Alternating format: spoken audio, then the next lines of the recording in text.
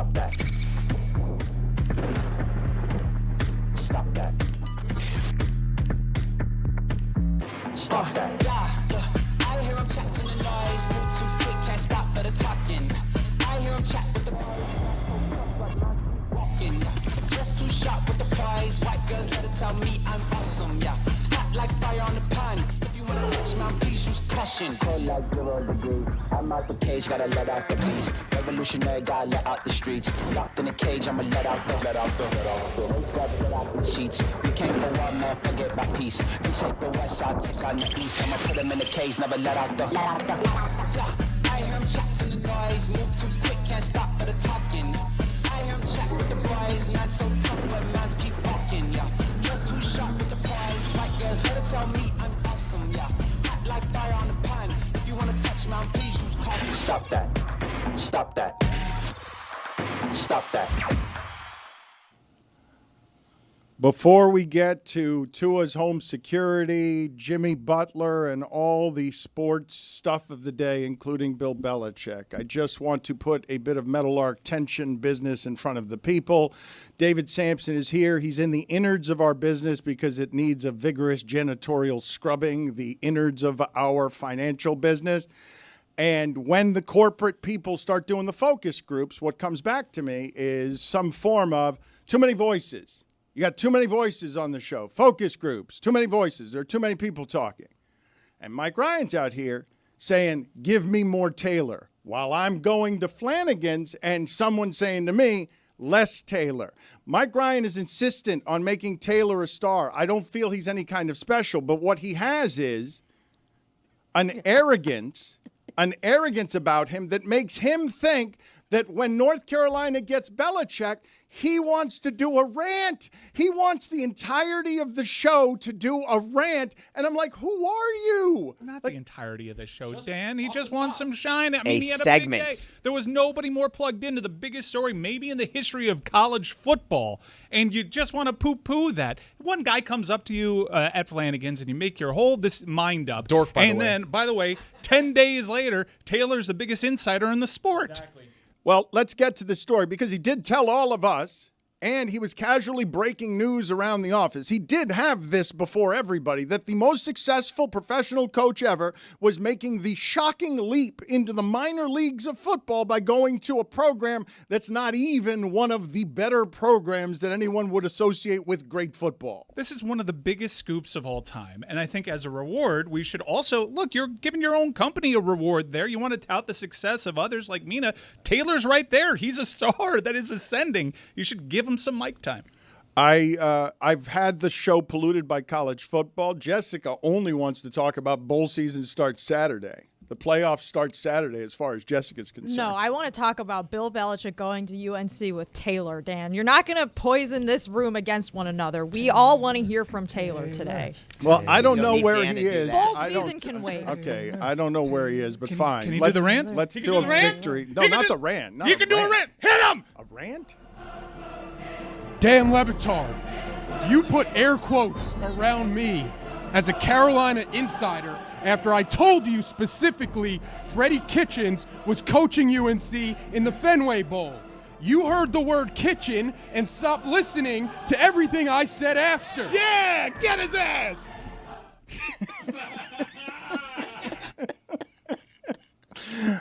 So this is the story. Give it to me again! I told you this was done and finalized. Adam Schefter said there were still hurdles. Schefter, that ink was dry, and the only hurdles were the one I was leaping over as I ran circles around you. He did run circles around Schefter. Where was Mike's hand during that? I don't know what you're talking about. That's all. That's the only way that Taylor appears anywhere in my life is the way. He's a megastar. Give it to him again. SMU, you invented cheating in football and didn't win. Our head coach perfected it and won 6 Super Bowls. He did do that. Yes. Amazing core strength.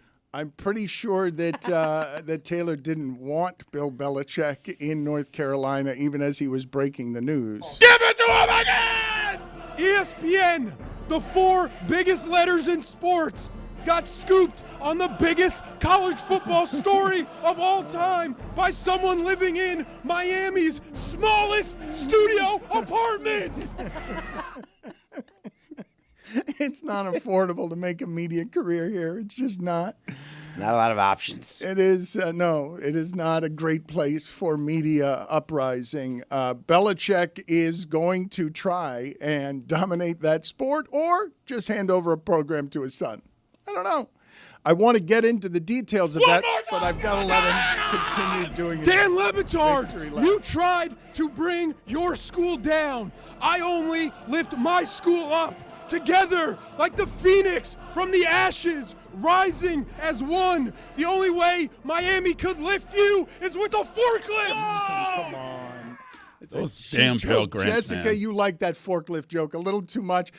Jessica, I'm shocked by your fat shaming. He's got more, Dan. He's got more. Put it back. Duke football, welcome back to another decade of irrelevance.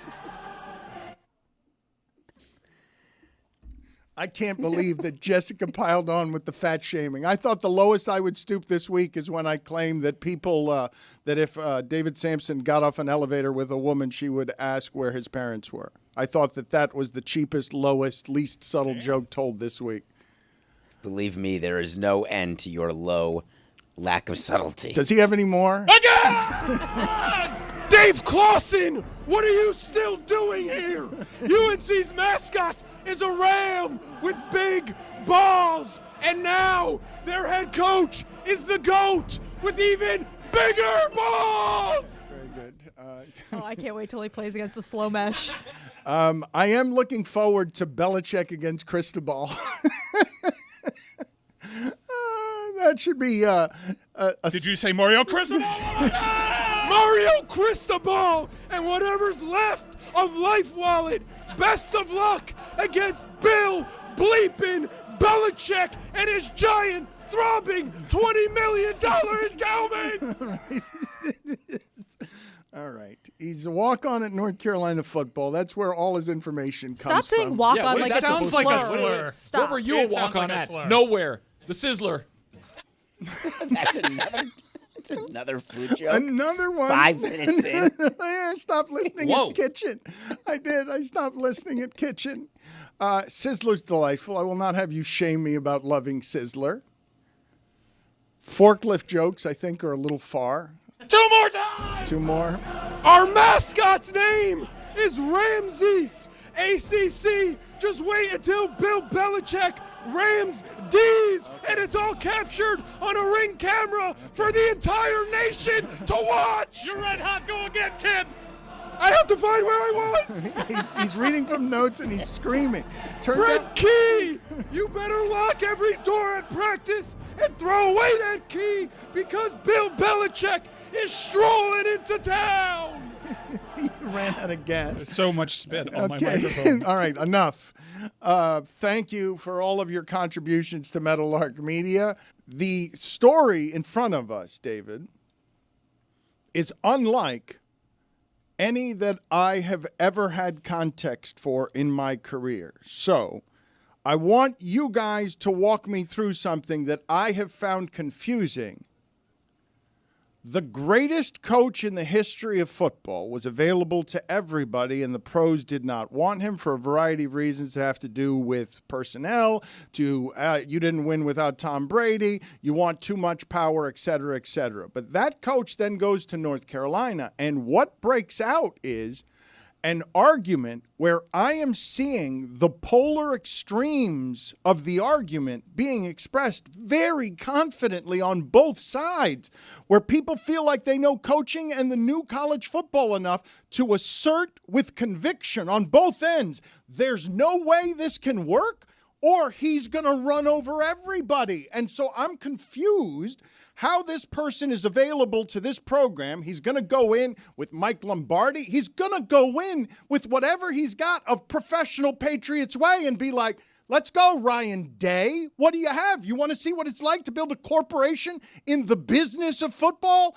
I've done that as a football coach. So I think he's going to go down there and conquer. But I'm stunned by the number of people on the other side who are like, too old, game has passed him by, and they're just as strong in their opinion as I am here. There is no way that we know, and I'm going to tell you why. The $20 million, which you just sort of threw away, that's a big – he has a payroll. He's going in with the GM, he's going in with the payroll, and he's basically forming a pro team. So that's what we should be talking about is what is the reaction that college sports – it's not college sports anymore. I mean, Jessica's now going to be the expert in pro sports because it already is, David. It already is pro sports. What just happened? He has a full organization, Dan. When Andrew Luck comes and takes over as a middle manager for Stanford, and we are watching these things become these multi-million-dollar businesses in front of us, Bill Belichick just said, "Okay, you know what I get to do at the end of my career? I'll just be Bob Kraft." I'll be Bob Kraft. I'm not going to watch his documentary about how he won those Super Bowls, how he and Tom Brady. No, I'll build my own here and I'll give it to my son. And I'll give family football legacy to my son when I hand it over. It's such a balls move in your 70s to say, I don't need the last 14 NFL wins to pass Shula. I'm going to build my own empire down here in the minor leagues of business because I've won the major leagues of this business. Balls move indeed. I think what people are reacting to, Dan, is the fact that you could think of any quote-unquote surefire hire in college football over the last 20 years. A lot of them don't work out. It's impossible to predict who will or will not be a good college football head coach. There's a million things that go into it. And so doubting that someone who's never done it before, especially in this new era of NIL and the transfer portal, could possibly not be good at it, I think is like, you're probably more better off guessing that than saying like, oh, he's going to be awesome and great. Because it doesn't happen that often. Okay, it's a hard job. It doesn't happen that often, but it has never happened ever that this person is available to a college program. And so when I tell Bill you Walsh? that remember Gruden to the U?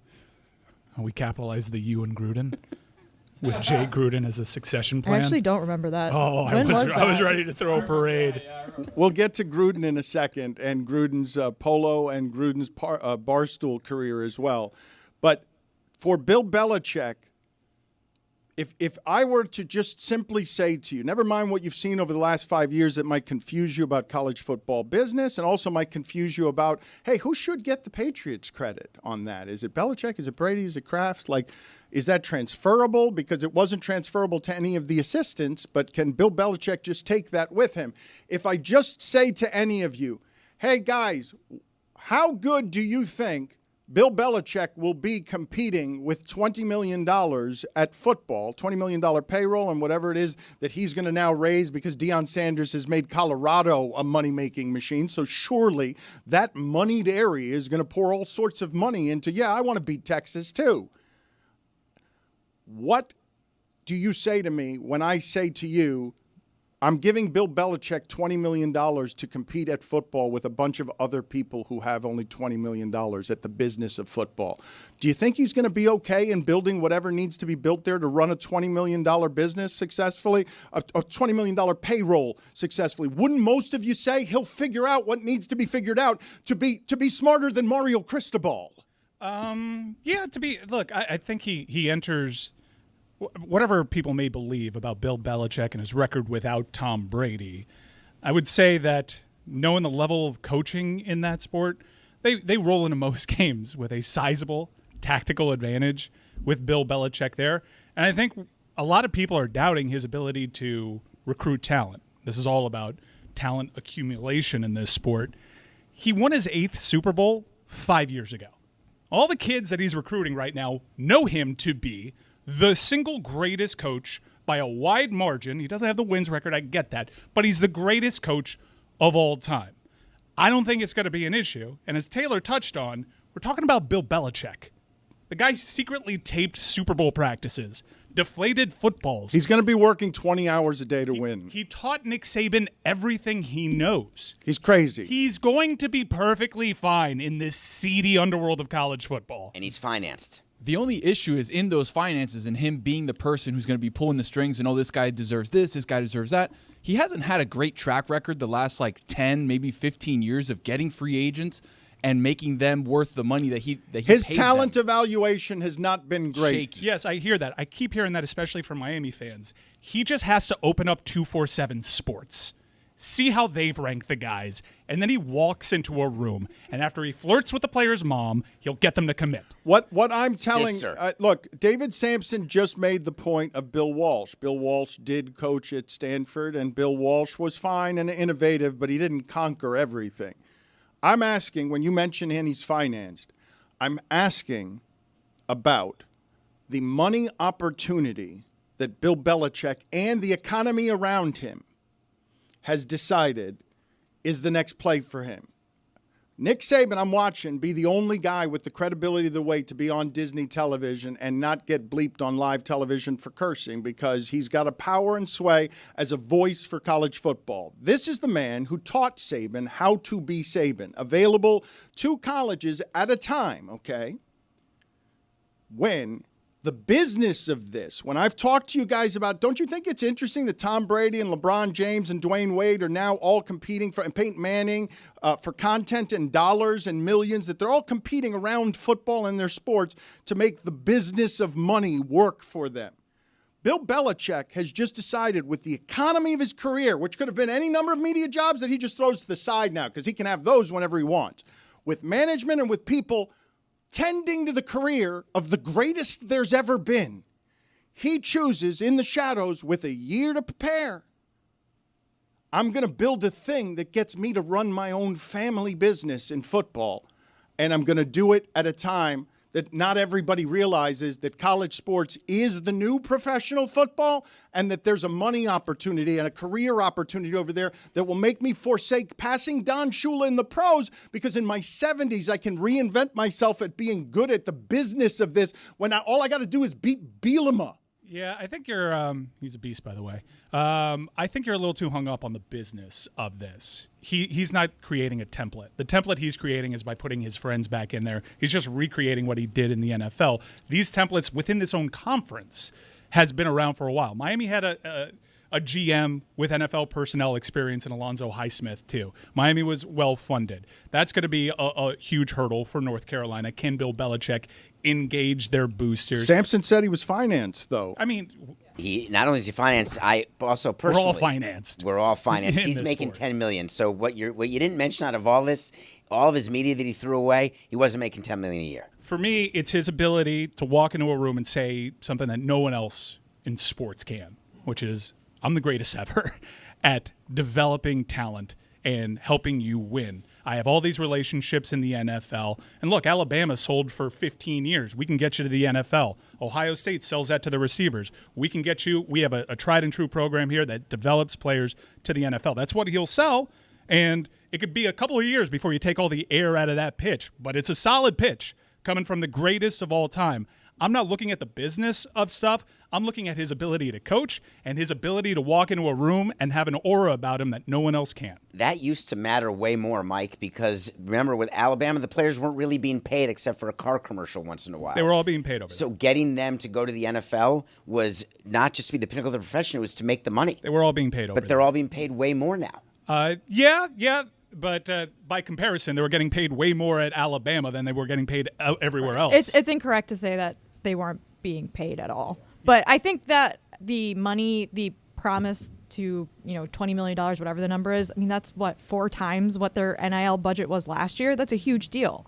That means that they're actually willing to put a number behind their commitment to him, not just the 3-year, $10 million a year deal that they gave him. They actually want to be able to retain a talented staff in this college football era, and that costs money. I understand having the questions. I kind of have them too, but I'm going to default to this is a pitch that no 18-year-old has ever received in certainly in our lifetimes. But how hard do you think he laughs at night over the last couple of days, knowing that Rhett Lashley just strolled into this conference and made it to Charlotte in his first year? I want to discuss both parts of this with you guys, because I do not believe that the people listening to this have a full fundamental understanding of how insulting it was to this man, given what he's done and how hard it is to do what he achieved, to have no job offers and have to interview multiple times in Atlanta.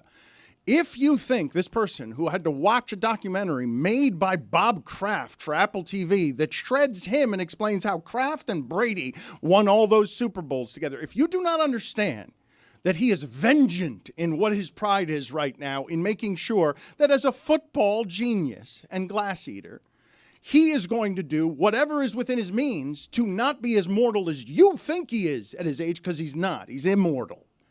And he's going to take that job and want to crush everybody with, I walk into every room as Bill Belichick, and Sampson's here saying no to $10 million in a media career for Belichick. McAfee was giving him $1 million to just show up. Belichick's name shows up in a room and North Carolina money's going into it. Deion Sanders just made a mint of money with a nowhere program, dancing and being Deion. This is a beast coming to college football. This is not a lazy old man that you underestimate because you're forgetful about what he did before the last 5 years you were watching. Do you know what it takes to win in that sport? Everyone is fighting for money, for careers with their bodies. This dude conquered everyone, had a murderer on the roster, went through cheating scandals, conquered that league again and again like no one has, and now wants to prove it in the minor leagues of professional football. I'd be terrified to compete against whatever he's got coming my way. I don't feel good about it as a Miami fan. Look, that program's had my program's number, and that was when they had Mac Brown there. Now they have the greatest head coach of all time. Like, you can have your opinions. This is a major hire for UNC. This is a program that's a basketball school, an afterthought. This is a huge hire Mike, for the ACC and for North Carolina. It's a major hire for sports, not just this sport. For sports, how Brady leaves Patriot Way and is like, oh, look how much my brand is worth. This kind of winning championship, people inside and outside of sports pay $100,000 for 15 minutes in a corporate speech to hear what this man's wisdom is. Please don't make him an old fool because he's 73 and you think he's Mac Brown. Like, you haven't been paying attention to what this person does for a living. Are you scared of him? Or what if North Carolina made an announcement that the coach was someone you never heard of, but the money was going to $70 million? A coach you've never heard of. Who would that even be? Yeah, I've heard of all the coaches. Okay, Yeah. fine. I mean, Someone that's a not the ridiculous greatest premise. coach of all I'm an time. expert. $70 million. That I'm makes more them- scared of the money than Robert, the coach. our IT guy. Make it Robert, our IT guy. If they have $70 million in talent acquisition when the high end in this sport is like 25, yeah, that'd be really terrifying. But look, Wait, hold on, Robert. There's 3 minutes left in the game. You have all 3 timeouts. The other team's on the 40-yard line. They're driving. They're trying to score. When are you going to use your timeouts? All right, we'll interview Robert at the end of this segment. Robert, go get to your introductory press conference in the media room so that we can get Robert as the $70 million. He's the fictitious coach. He's going against Belichick because he's got a $50 million advantage. Yes. It's Robert from IT is what you're telling me. And so you're now going to interview him as if he's got a game against Belichick or he's inheriting a program to compete against Belichick? I think, all jokes aside, I think that North Carolina made a huge hire. And yes, I'm more nervous about this because this, to me, seems like a pretty obvious improvement over what they had. And you can have your questions. It sounds like this program's going to take a beat. What if he gets to practice and he realizes, damn, this entire roster is not up to snuff? That's going to take time. Even the greatest recruiters of talent, it takes a little bit for them to get their program in place. When you're talking about a 73-year-old, how much time are we talking about? These are all valid questions, but also I've seen the coaching inside this conference, and I've seen his career. I think he'll be fine in a one-game sample. Yeah, it's a 3-year deal, so you have to figure, like, this gets people excited about North Carolina football. This invigorates the boosters. They see, here's what we can do with a really good head coach. Ton of money in 3 years. Let's set it up for the future and then see what happens after Bill Belichick. I think that they're trying to set up this program for the next decade and get people reinvigorated about this football program. I thought when Jim Larrañaga came to Miami that he was coming to retire, to take it easy, to take one last job, to just cash out. You were right. And I understand. Well, I wasn't right. Particularly the last 2 seasons. The last 2, this one, boy, did they lose 7 straight? Charleston Southern at home by 20. Good news they were is a 25-point favorite. Good news is, Dan, not only are we bad in college basketball, but according to Ken Pom, we're the unluckiest team of all time. Well, but you're also bad. Yes, yeah, that too. But also very But unlucky. I accused him of coming down here to retire, and I was wrong. And in the subsequent 10 years, he built a program and fought the business well the last couple of years until recently. I want to talk about the entirety of Belichick's career management at this point as an enterprise. He doesn't want to lose forever. What do you mean Brady was responsible for all my success? Like he doesn't have any reason to need to do any of what he's doing except he is built to try and win at these things. What? He got 5 years, $50 million. So you think that's at 73. There are not a lot of 73-year-olds who are able to monetize. And you just said, oh, McAfee gives him $1 million just for showing up. $1 million is not 50. And he sets up where it can be a family. And don't forget, always pleasing your dad.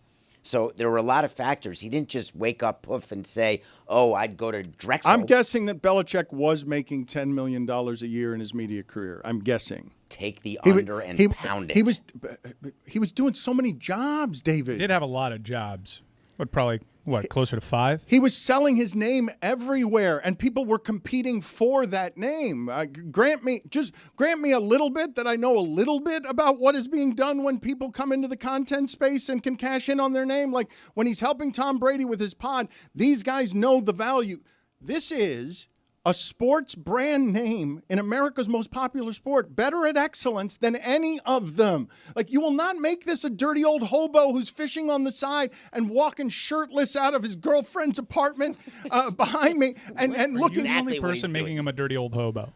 No, because I feel You're the one that's mentioned his age more than anyone else. Because I feel like he's being disrespected in what the assessment of the questions are because they're so extreme on the other side of this, as if the last year of the NFL not hiring him erases that he conquered it for a quarter century. But it's a what have you done for me lately kind of league. And that's where we are right now. The last couple of seasons in New England were not great. People were not happy with what he was doing. So now you take all that for professionals and then you move it up to college. And it's like, is that going to be just replicated there? He's about 3 years older than Greg Gotti. Would you give Greg Gotti a 5-year deal right now?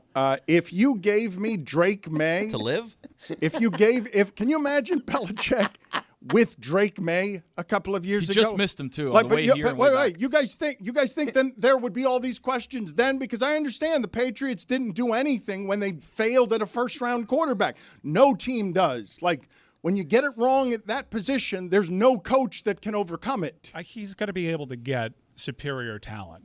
I'm worried as all hell because right now Miami is looking at the transfer portal, looking at the names that might possibly jump in there, and you felt pretty good about your chances, and Bill Belichick saunters into a room. You feel a little bit worse about your chances. This is a grim reality.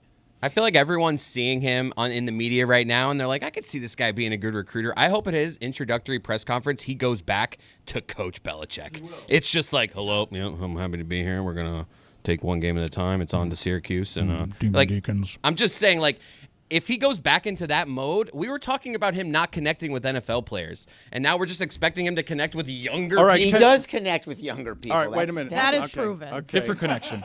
Okay, but he doesn't.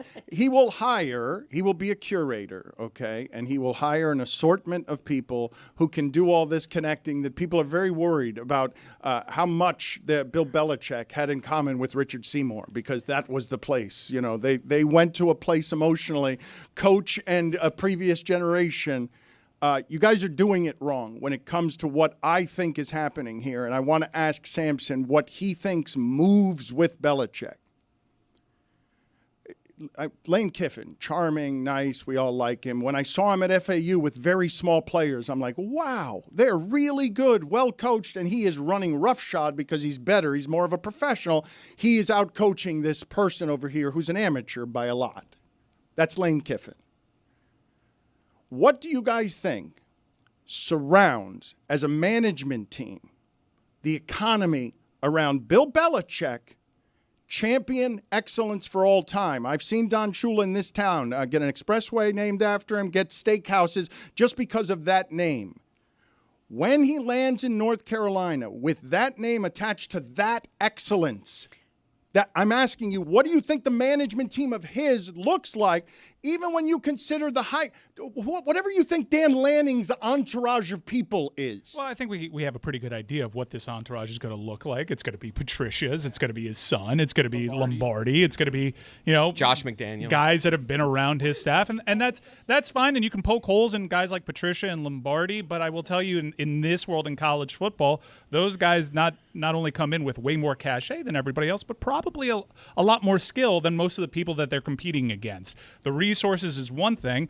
Look, man, Wake Forest doesn't have like a huge football team around it. They don't have a huge scouting network. They don't have all these things that they can put in front of a recruit and say, I have relationships. Look, if you go into the draft, I have a deep relationship with the Tampa Bay Bucks coaching staff, and I can improve your chances on getting you where you want to be. Selling the NFL and relationships in the NFL is commonplace in that sport.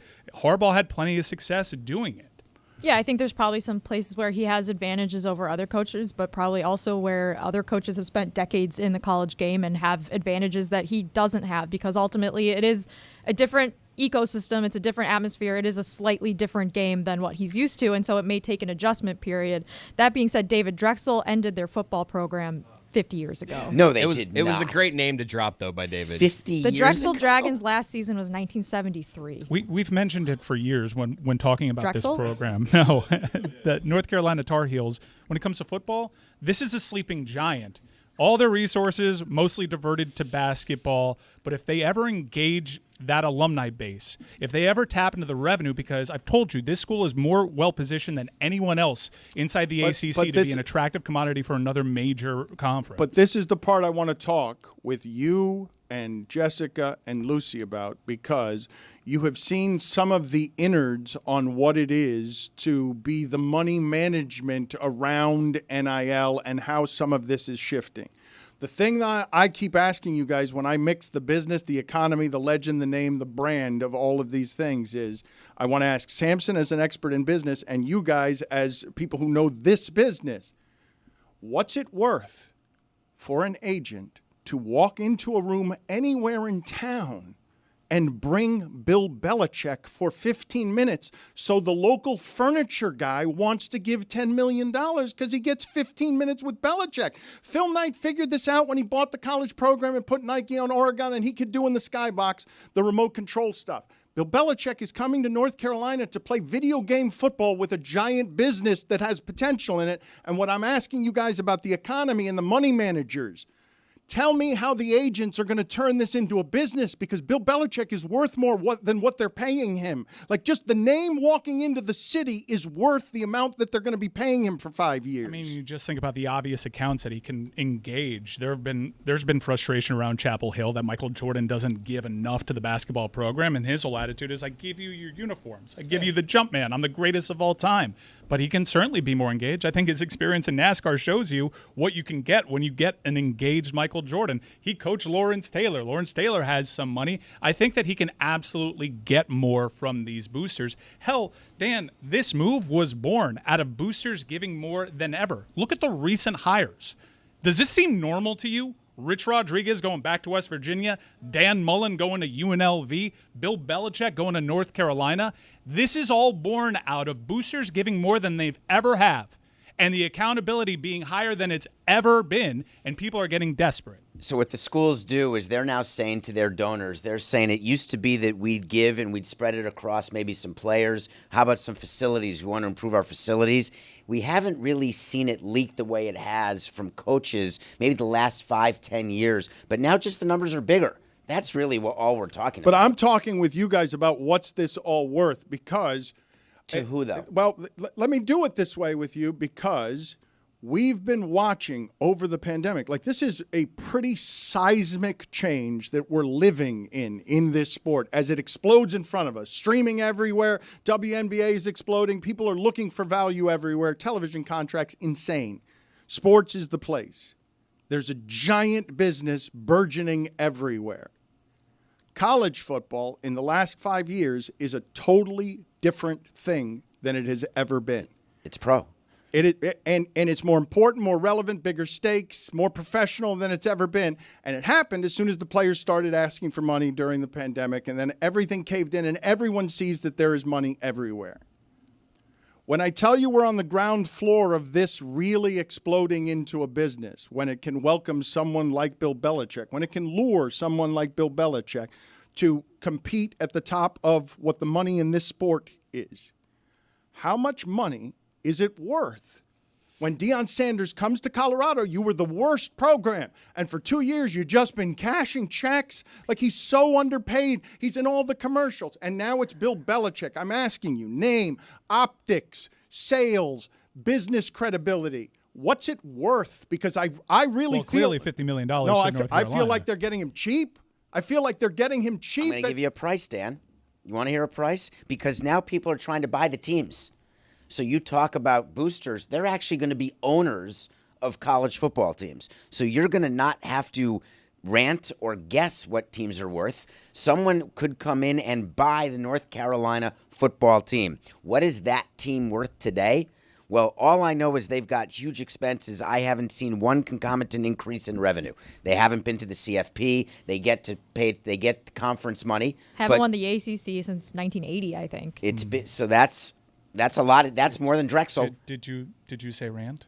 Did you say Rant? Give it! Mario Cristobal! I looked into my crystal ball, and it says that you will never win an ACC title. You had a life wallet. We have a Belichick.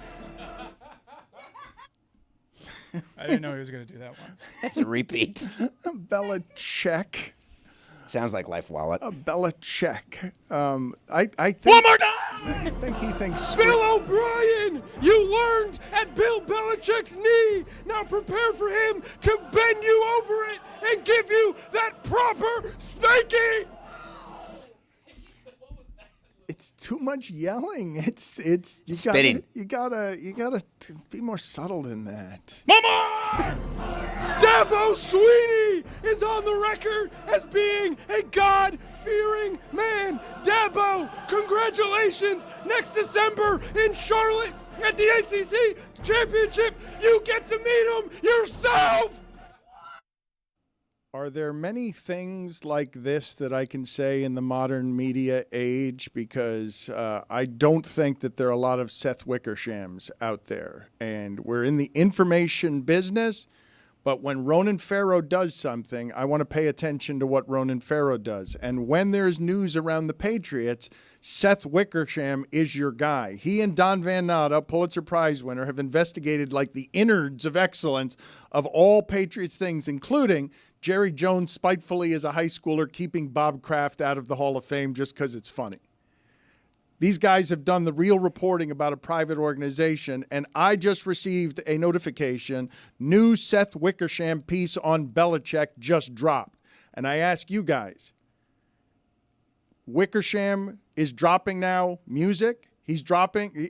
There are pieces and they drop. Wickersham has arrived at pieces like this is between Woj bomb. This is before Woj bomb, and it's not a Shams bomb. But when a piece has dropped, This is like the new Kendrick dropping for sports nerds. it is correct. Wickersham, For sure. The new Wickersham just came out. And the headline of the story on ESPN says, "Sickened by the politics of the NFL, Belichick aims for a college restart." And what I want to know is, after this, who's going to write all the think pieces about no one wanting to work in the NFL anymore? Because when Jeff Hafley went to the NFL last year, it was like, no one wants to work in college football. These jobs are too hard. Who would ever want to be a college football coach? And now Bill Belichick's like, me. Bill, if that's the spin, then maybe this isn't going to work out. If you were sickened by the politics in the NFL, then hold wait. on. I thought you knew what you were getting yourself into and kind of reveling in it. This is no.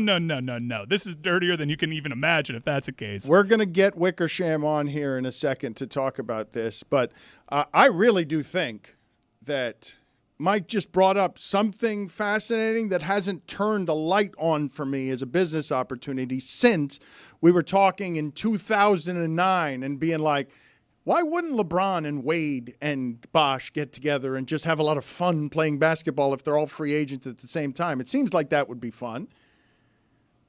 As a business opportunity, Michael Jordan, end of his career, tried with The Last Dance to, remind you who he was. A disaster as an owner. to be able to team in basketball. in basketball. No, As an owner, very successful. No. Solid NASCAR owner trying to actually change the sport. Solid Hornets owner. If you're rate terrible of return? No, Wait, what are you talking In terms of on-court success. Terrible. Success. Yes. Yes, made money, good for business. But if Belichick were to team up with Jordan on the restoration of the North Carolina program, because Belichick could Nike it up, because Belichick, I mean, how hard is it for two guys of that kind of excellence, two people in that sphere, to team up on something to make North Carolina matter when Jordan's got the end? Jordan's ending on sports legacy was never supposed to be about just money. It was supposed to have some winning in it. I don't know what I'm doing where I think Bill Belichick's odds of getting Jordan more engaged on the football program are higher than, Larry Fedora's, but I just kind of believe that because he can talk to him from like a goat-to-goat level that no one has, at least in the football program. But Roy Williams has been able to talk to Michael Jordan that way. There is a level of frustration that he does plenty, but not enough. Can he do more?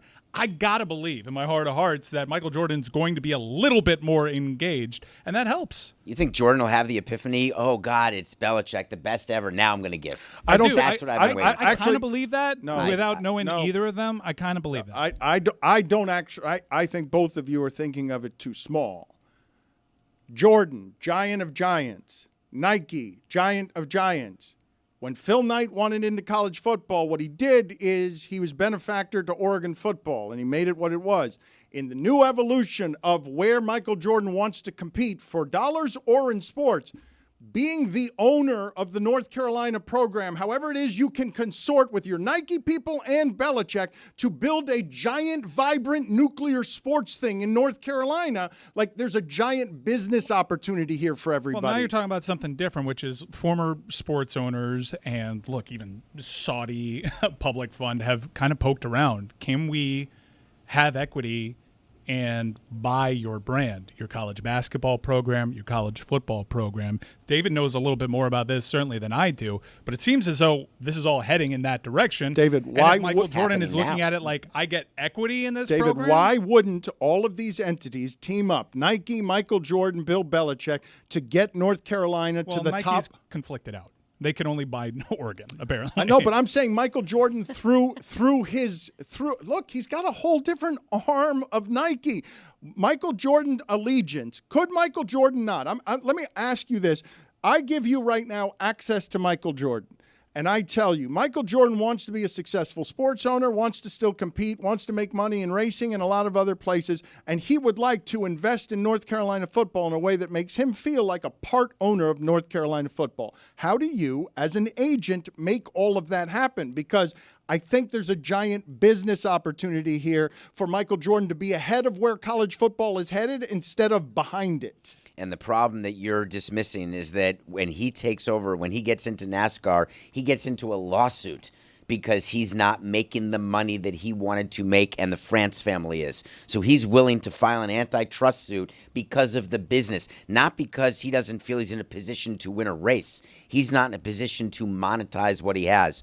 UNC, there's a ton of money being poured into it. That doesn't mean it's profitable. As a matter of fact, I would argue that the loss position they have as an entity is larger now because their expenses. But if anyone knows the benefits of not being profitable and then still making tons of money, it's David Sampson. Hell yeah. In the end. So let's talk about the private equity aspect, because I happen to know conferences as a whole have been talking about private equity, but this isn't yet allowed, yet all these conversations are happening and all these billionaires are poking around these individual programs wondering if they can get a piece. How does this go forward? Why are these talks even allowed right now? Oh, it's coming because these teams and conferences do need money.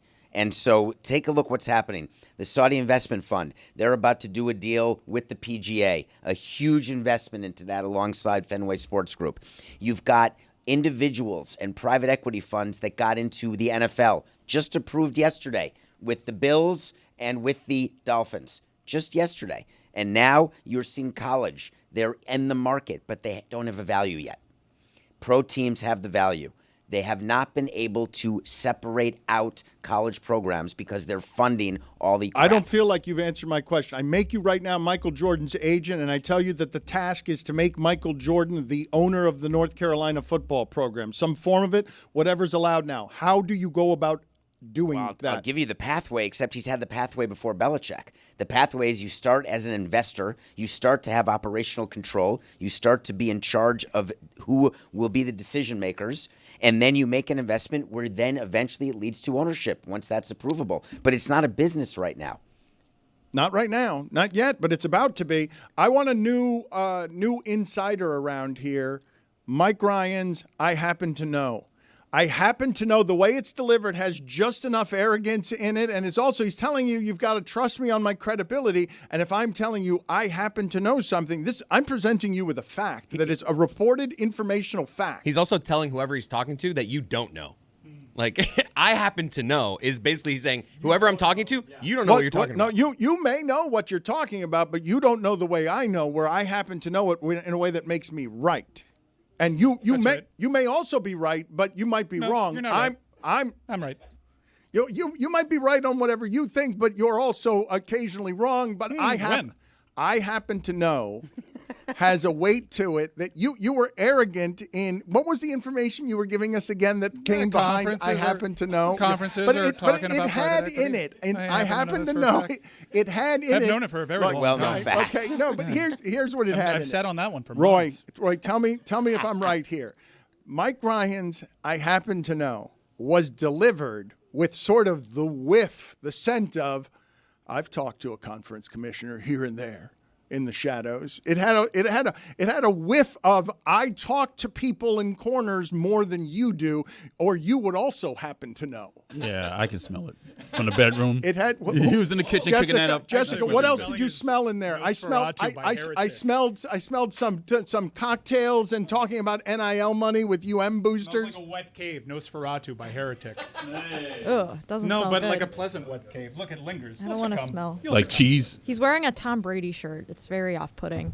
By the way, I'm reading Seth Wickersham's story right now. That was hard to say. Very good.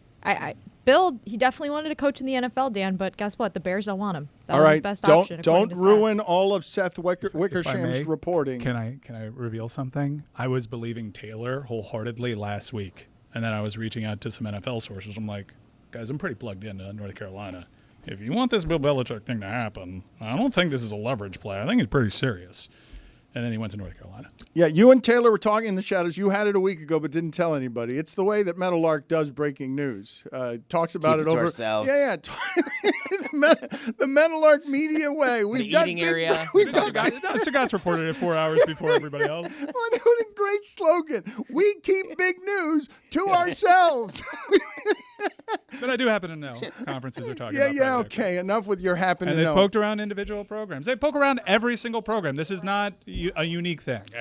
Everyone's got a private equity firm on line one, ready for that moment. Taylor and Stugotz had it 4 hours before ESPN. Taylor had it a week ago. He was cutting off sweatshirt sleeves. Taylor knew before Belichick's agent reached out to him. Like, Taylor knew, and he was in on it, but we just didn't tell anybody. So Seth Wickersham has gotten to places because he gets news and he shares it with us. And he doesn't keep it to himself.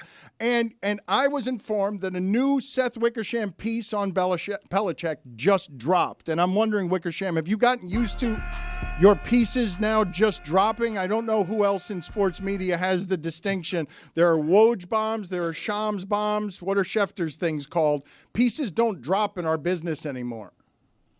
I think maybe I should go the Taylor route. I don't know. I don't think that you... You want to hide under my desk and I can just prop you up every time you got a scoop, like Scoops Taylor? I love that. Jessica, what have you read that's interesting in the pieces you're trying to catch up, because he is our foremost Patriots reporting authority? Yes, Seth, hello. Nice to see you again. It's been good a to see you. minute. Seems like this was something that came about after Belichick was around a lot of college programs with his son this past year, and maybe initially wanted to be back in the NFL, but doesn't seem like it's a real option. So at what point did he finally sort of like start making the choice in his head, like, hey, I could actually be a college football head coach? Like, what was the timeline of that?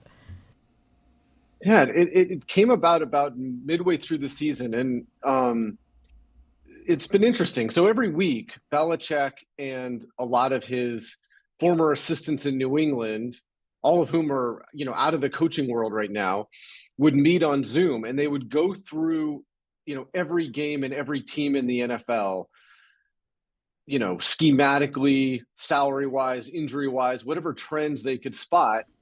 And it was all with the design of what jobs might be available, what jobs might be interested in Bill, and would Bill find them appealing. It's been kind of a rough, 2024 for Bill. I mean, he was fired in New England.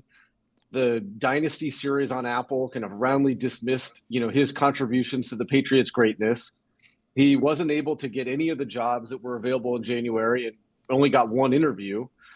And I think that as he sort of surveyed the landscape and looked at the possible situations that he might be a candidate for and what he would be walking into, college began to look more attractive, where he would have more space and more autonomy to run a program his way. And I think if we've learned anything about Bill Belichick over the years, it's that when at a crossroads, he will do and take decisive action to take control of his career. And I think that's what he did here. Wickersham, give us the best info in your piece. You get the reported stuff that no one else gets. What do you have that is the most interesting around this stuff that other people don't have? Jessica's busy reading it. It just dropped. I haven't been able to get to it. Yeah. So just give me the good stuff. Well, I mean, there's people familiar with his thinking who think this is a big FU to the NFL, and that he had grown disenchanted, and disgusted was a word that I had been told, with the way that NFL teams are being run and the hiring decisions that, these owners are making. I mean, this is an 8-time Super Bowl champion who it was unclear whether he was going to get a job this next coming off season. And yes, he's got strikes against him, his age, his record without Tom Brady, the way the league is kind of generally trending, but you can't take his stature and his accomplishments away from him. And look, he would go on TV and go on his podcast and talk about all of these really basic screw-ups that were happening in the NFL each week. These people who had jobs that he didn't have, mostly in the game management and clock management situations, the situational football that he all but pioneered and mastered. And, he can handle some of these situations, like the end of the Bears-Lions game, in his sleep. And yet he was having to describe for the masses exactly in excruciating detail all of these screw-ups. And I think that there was just something about the NFL that he had grown disenchanted with over the past year. That's really what made college more appealing. Seth, you're saying disenchanted, but you're also articulating some form of, no one will hire me. Do you know who I am? This disgusts me.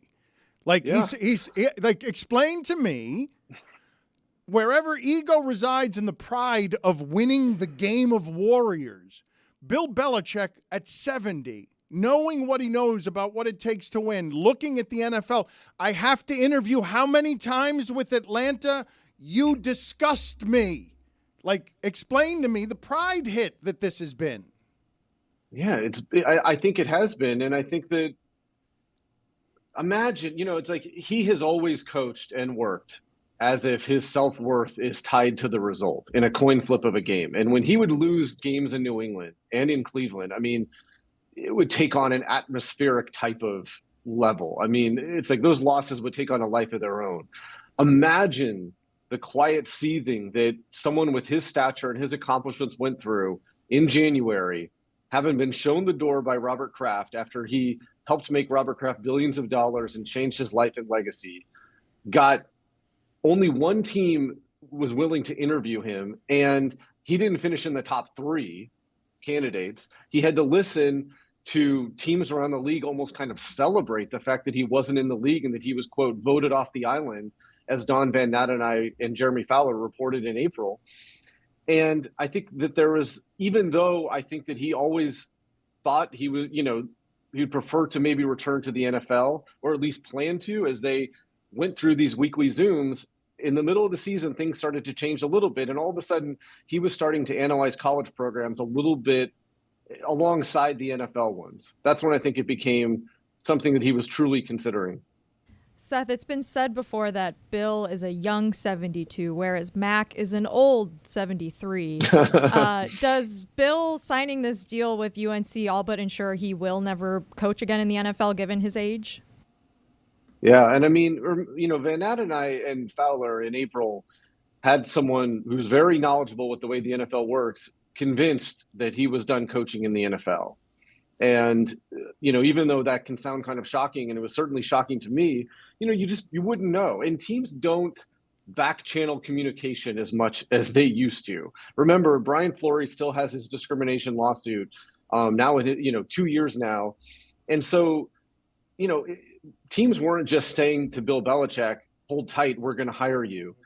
It doesn't work like that anymore. And I think that he was facing the prospect that he might not get in any of these jobs. You never know. And he might not want the ones that he might get. Whereas returning to a place like North Carolina, where he was as a boy when his dad was a coach, and kind of feeling that new challenge of the college game seemed really energizing to him. Seth, is this sad? Because I've seen people with a take saying this is pretty sad for the greatest of all time to be essentially out of options and disgusted with the entire pro ranks, and he's just taking his ball and Matt Patricia, and he's going to Chapel Hill. Yeah, I mean, I think there's a part of that just always going to seem weird. And, we've just grown up and been used to him patrolling an NFL sideline for so long. And I think that, he ran the New England Patriots with, trying to minimize the emotion in every decision making. And he got into some big contract battles with players over the years, released certain players, created a big uproar at times, could seem cold and calculating in how he handled things. And I think that he did try to improve that part of it as he went on as a coach. But, the pro football is just a tough game, and very few people get to end it on their own terms. And I think that having a chance in college where he has the space to operate his way, and a chance to win or lose games on his terms, which is all he's ever asked for, looks more appealing right now. There's a lot of college coaches who are trying to get to the NFL, but I think there are a lot of people in the NFL who consider a lot of college jobs better than NFL jobs. The question is whether North Carolina is one of them and what he'll be able to do with that program, I think. I've known Wickersham for a long time. I am proud of him. I'm proud to tell you he's got a new book coming out in September called American Kings, a biography of the quarterback. It's available for pre-order now. And I respect that while he was talking, Mike Ryan was somehow deeply apologetic because he thought he put Wickersham, an old-timey journalist, in a bad spot by asking him through his objectivity, isn't this sad? And then Seth didn't say it was sad. He did not. He would not say it was sad. So let me ask another question to you, a different way. Given the reporting you've done around football and how hard it was to actually accomplish what Belichick accomplished, how disrespectful has the last year been to Bill Belichick for you, an objective journalist?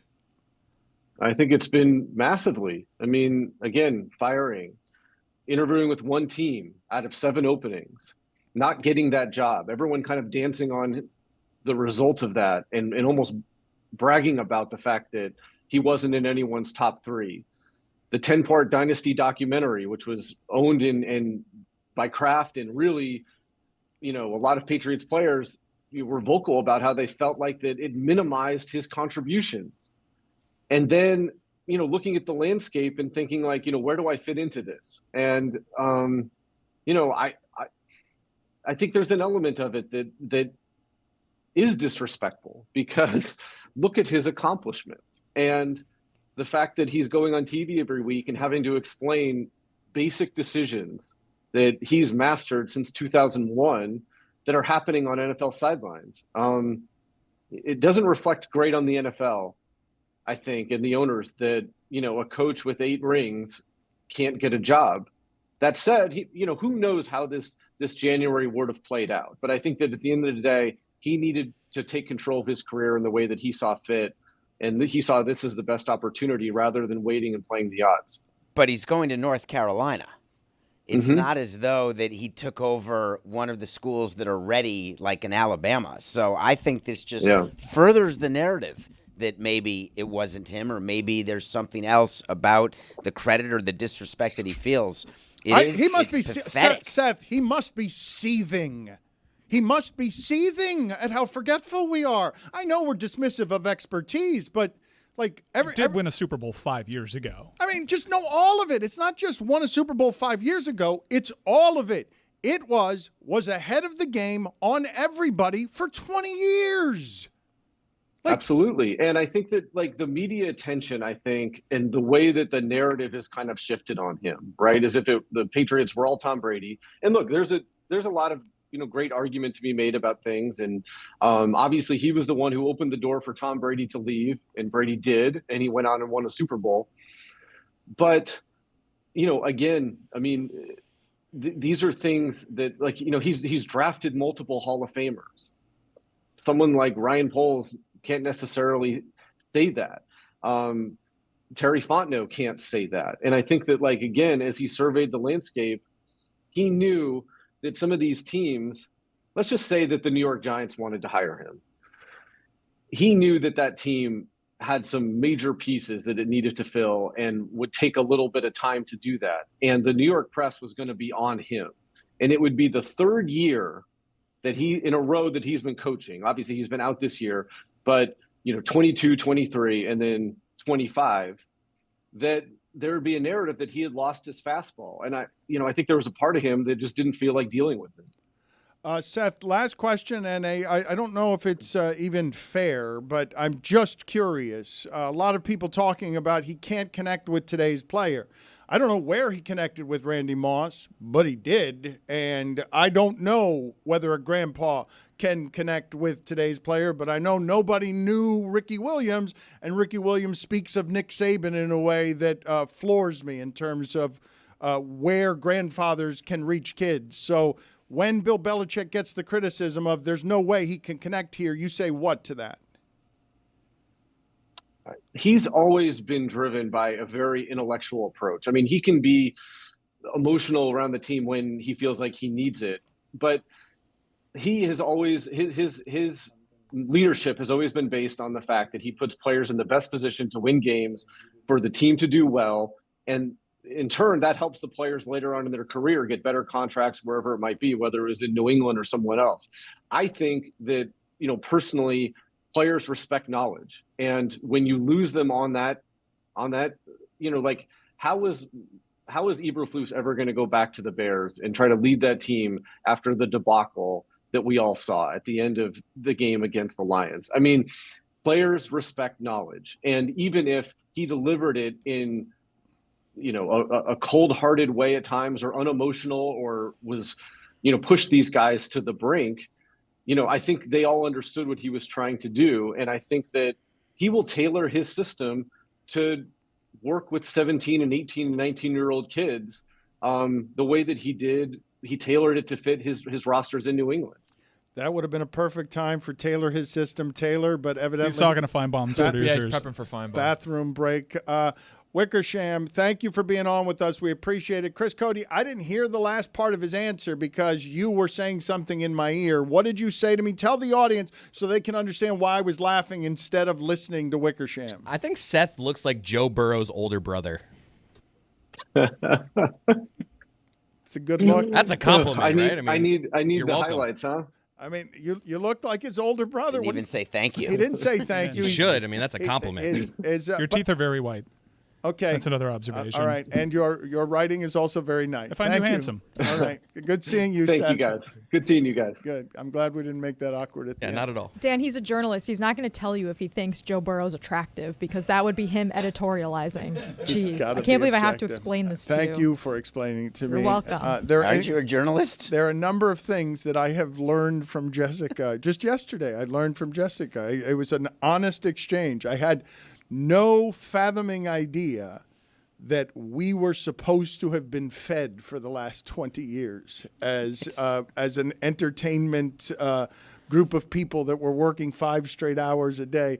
Jessica explained to me, because there was some complaining about the bacon sandwiches, and then you come on here and you say the budget's too low, and I was proud of the fact that we served breakfast and lunch, and Jessica's correct when she says, well, no, that's what's standard. And I'm like, it hasn't been our standard. Like, for 20 years, nobody fed us. Well, if you've ever been on a film or television set before, they have craft services, and generally people that work long shifts, they get fed. Of course, our shifts aren't all that long, just in terms of hours. They're It's like hard, coal mining. but it's They're pretty long. When we were at ESPN, I would just not eat till like 3 p.m. every day. I make more decisions than a fighter pilot. The reason I am elevated on Belichick, and I hear myself, and forgive me, because it feels shrill even in my head. And so after 90 minutes of this, it's just pretty rare, right, David? When you do something for 20 years, it's pretty rare for a story to make an appearance that sort of jostles all of the stimulants, because you're confused at the macro on this, which is, everyone's been telling me for a quarter century that the great leaders know how to win, and they know how to do it better than the other great leaders who are trying. This is the greatest of them that I've seen in my lifetime covering sports, and I grew up in a town I saw Shula build around his excellence, okay? This coach has been better than all of them. The other previous greatest that you would put in this conversation, Saban, learned from him. This being available to me is emblematic of where it is and how quickly in America these days and throughout the world we devalue and dismiss expertise, because you guys have been telling me this guy is better than everybody forever, and now he's available and he's got to go slum for a job. He's got to create because everyone in the NFL says, the game has passed him by, and he knows what some of those knobs are. Like, he knows those cavemen on the sideline don't even know what clock management is.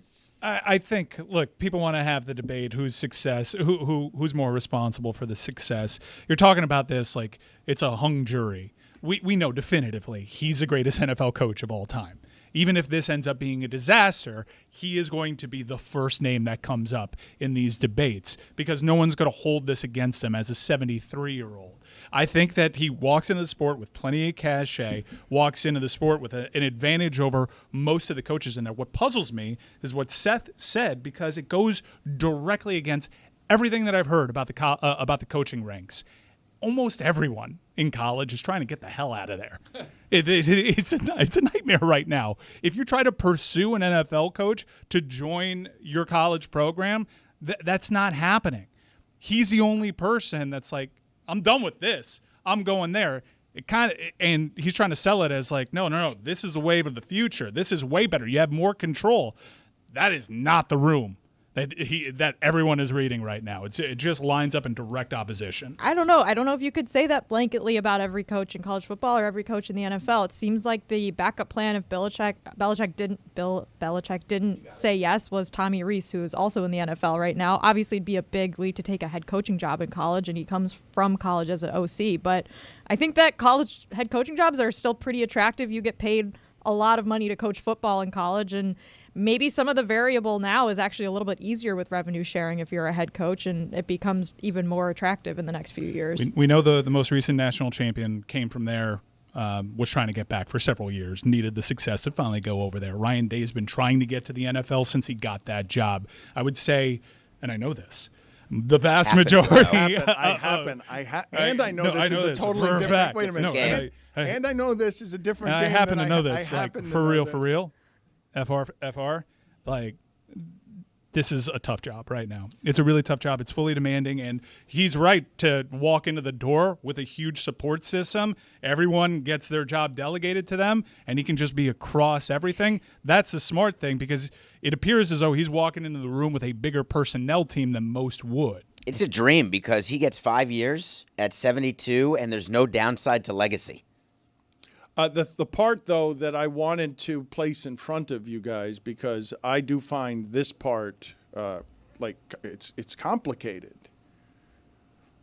When you say that people are arriving at whatever the Wild West is of, what do you mean the left tackle's got a Maybach? How are we doing this legally? What's legal? What's not legal? What are we doing? Okay, the The floodgates have opened on the business of this. The part that I can't get my head around, and I do feel like is a fair question if you ask it, of even his expertise is, does he understand how maddening it might be that the 18-year-old now actually has power? And what that infection is going to look like when the 18-year-old every year can leave and be in the portal and they don't actually have to respect Bill Belichick's power, discipline, leadership, or whatever he's trying to form because the walls have caved in. I've said before, I would not want one of those jobs. Like, even if I had the expertise and you told me now, I've got to live by the whims of 18-year-olds who are fighting over money? Like, no, thank you. You've been living with a salary cap. And the rules of a salary cap, I know, which but are this far is, no, more but complicated this than is the all freedom the of Carolina. No, but wait a minute. Hold on a second. Let's talk about this for real, okay? This is also a lot of times relationships that you're having with the inner cities and families in the inner cities and all of the complications. We did see Nick Saban do the Cupid shuffle in a living room. He's got swag, though. That's the thing. I don't know if Belichick has the Saban swag. He might have taught him everything he knows, but he can't do the Cupid shuffle. That's what I'm trying to say. You got to be to the left, to He's the going to left. get the Jumpman sweatsuits. You have to be broadcaster Belichick to pull this off. You can't guys go think- back to mumbling over Necesita chipa. You got to have some Belichick has personality. no rizz. He's got rizz for days. You can mumble with $20 million in your pocket. I'm talking about getting recruits, though. I think it's going to happen. We'll find out pretty quickly. Like he joins this program as the portal opens up. And as someone that helps with a program that is in the talent acquisition game that mines that portal, I am more nervous today than I was when Mac Brown was there. Is that a look at me, Louie, or is that a name drop? no, What's it's a that happen to for? know. What- No, that's it's canon. a happen to That's know. canon. It's a I That's happen to canon. know. Are you guys not with me on this? On the idea of, I know, okay, yes, you want a high-paying job.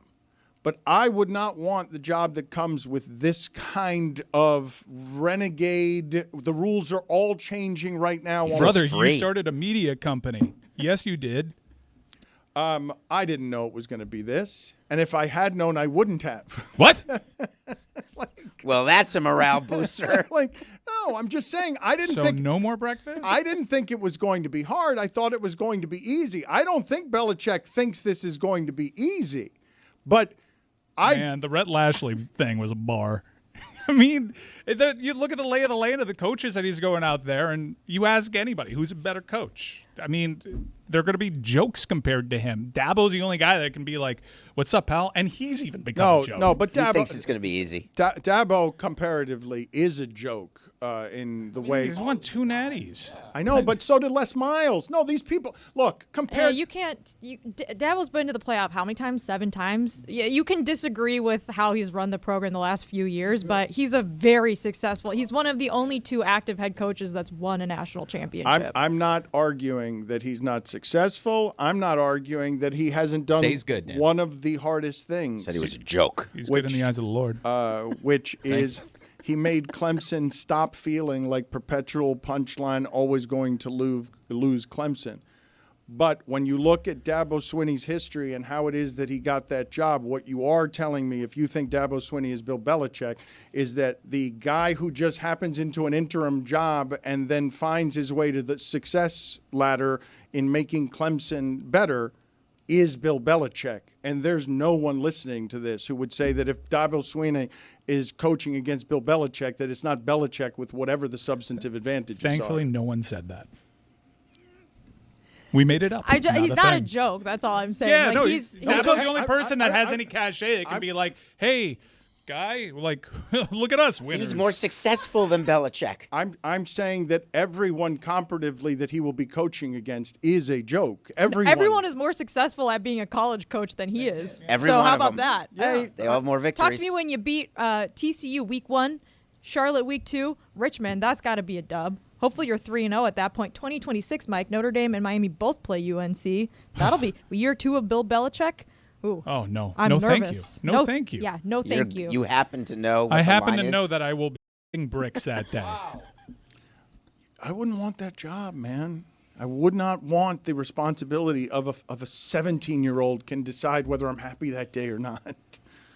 What's up, everybody? Tony here. Do you love sports betting as much as I do? Wish you can get that extra edge? Well, I've got great news for you. Masterclass, which I love, by the way, just dropped Bet Smart, Top Sports Betting Strategies, a game-changing course taught by GOATs, taught by the pros, such as Nick Costos, Captain Jack Andrews, Joe Fotenbaugh. Learn directly from the pros as they share insider secrets on managing your bankroll, spotting hidden gems, and avoiding those rookie mistakes that could cost you big. I'm always looking for useful tips and tricks to improve my bankroll and just to be a better bettor in general. That's why I took the Bet Smart Top Sports Betting Strategies class. I consider myself a pretty confident bettor when I hear Rob Pizzola, when I hear Captain Jack break down the pros and the cons of flat staking, of protecting your bankroll against bad bets, a lot of different things that we don't think about as regular bettors. I realized I wasn't betting to my full potential, and that's why I love taking this class with Masterclass. Masterclass always has great offers during the holidays, sometimes up to as much as 50%. Head over to masterclass.com/DLB for the current offer. That's up to 50% off. Masterclass.com/DLB. Masterclass.com/DLB. And remember, all sports betting involves risk, and you're responsible for complying with all sports betting laws in your jurisdiction. You guys tell me if you were surprised at all by something that happened yesterday.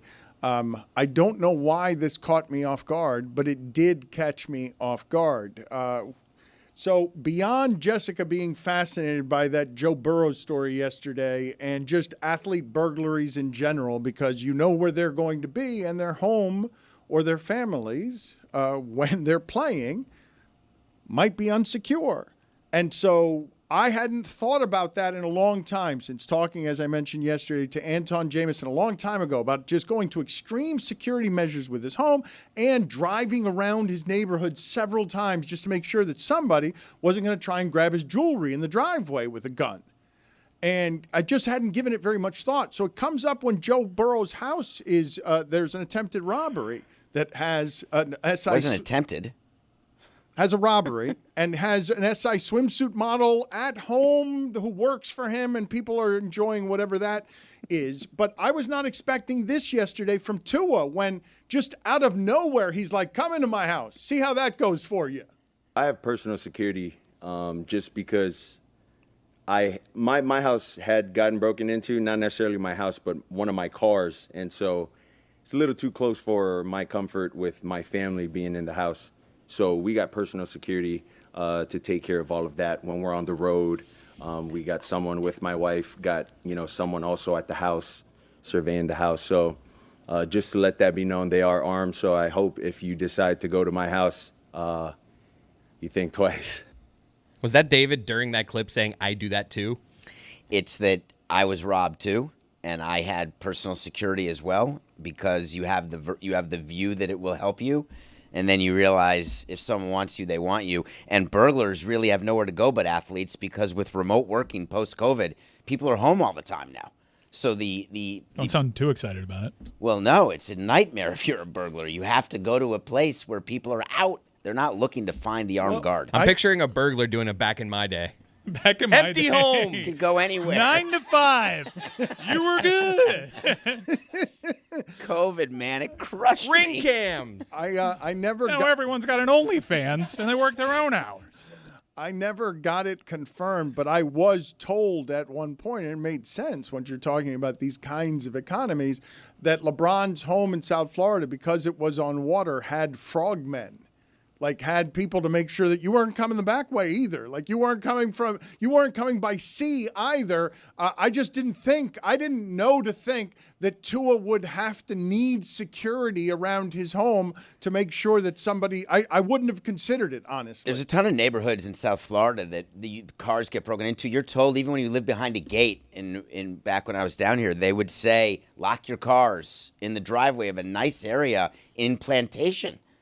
Lock your cars. Doesn't everyone lock their cars always? That's the whole point, right? I always would. Not in action movies. The keys are always up on that visor, and I don't understand it. Like, Idiots. where is this?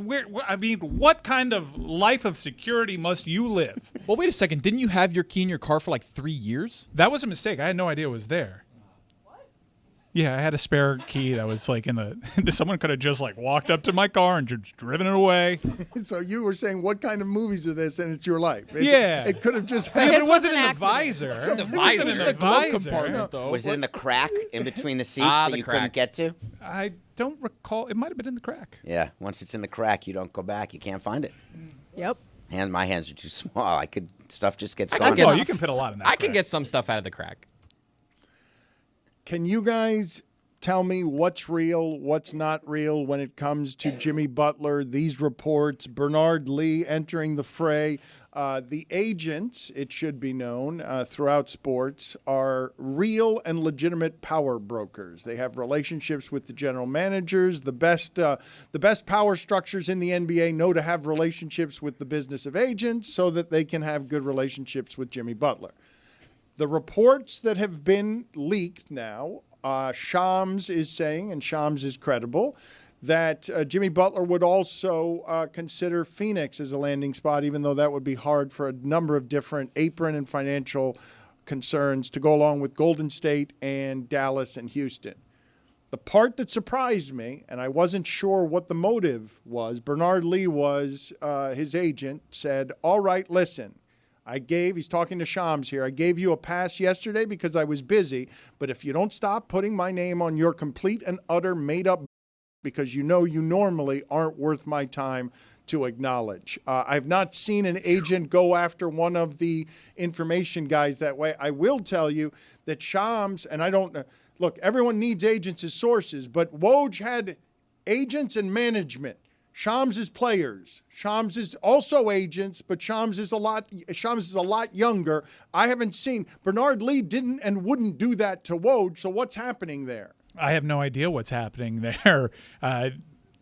He comes out firing. He clearly has some long-standing issue with Shams whenever he reports on Jimmy Butler, I guess specifically. This was unexpected, and you don't really see anybody going at Shams specifically like this. Is this a different tweet if he takes out, all right, listen. Like, if this just starts, I gave you a pass. Like, Well, no. I love that first sentence. Yeah. All right, Made up. listen. Yeah. And then read. Yeah, I All think right, even people read. went after Woj a little bit. LeBron's camp would go after Woj through their different avenues. I don't think I've ever really seen anything like this as it pertains to Shams, who once reported before anyone that Donald Trump got COVID. What Chris Cody is saying there is important, and I think it needs to be inspected, okay? Because Chris Cody has stopped correctly on Bernard Lee jumping into the fray with "all right, listen," And then read. No, well, he's got a finger up. That's right. You're going to read now, but let's pretend it's listen because I've gotten your attention. The fact that you think that has more threatening behind it than complete and utter made up directed at a credible journalist, complete and utter made up is the part that got my attention because Woj and Shams don't often get it wrong. Agents lie all the time. Why is he doing this unless Shams has it wrong? So, but how does this end? Because there needs to be a victor here. If this ends with Jimmy Butler getting traded to one of the teams that Shams outlined before, then that's a whole lot of pomp and circumstance for you to end up being wrong in the end. This is what I'm Can he be right now and then wrong in the end? What I'm asking you guys is this, because we have seen how valuable information is in the information business. Shams and Woj and Schefter, like there are 5 or 7 of these people who you just trust that their information is correct. You just trust that it is, even in the face of someone who's got credibility saying complete and utter made up.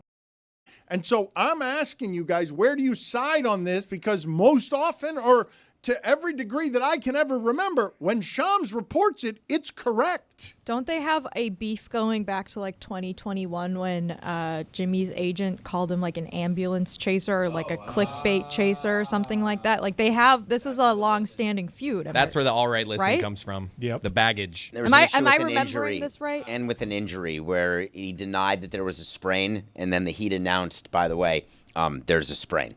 It turns out that the agent is highly incentivized to lie, and you're going to think that's a take as an executive, but for Shams when his currency, and he's new at this now, and this He's not pole new. posi- Look, in the pole position, he's brand new. No, but what he's not new at is this dude gets it right. Like, the reason he's got the name that he does, it's not just because he gets it first, plenty, and he does.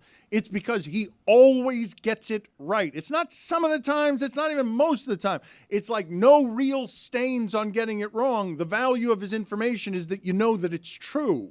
And everything's going through Shams right now, right? Because Woj is not in the game anymore. So he's getting a ton of this information. He probably got a lot of sources that were people that were going for Woj. My question is, why don't the Heat just be like, nope, not true, shut it down? Well, Mickey Arison retweeted Bernard Lee's tweet, so maybe that's some sort of cosign. But this is the first time an agent's ever lied, No, right? Is this posturing? Is this 4D chess where, no, it's not part of the Suns trying to drive the price up? I will tell you this. The Heat, as a matter of policy, just simply don't comment on this stuff. But I will tell you, this isn't even Pat Riley's viewpoint, that Mickey Arison, I don't think there's much of anything in the world he has less use for than the reporting around his sport. And he doesn't value what the information guys do as truth because the Miami Heat doesn't talk to anybody.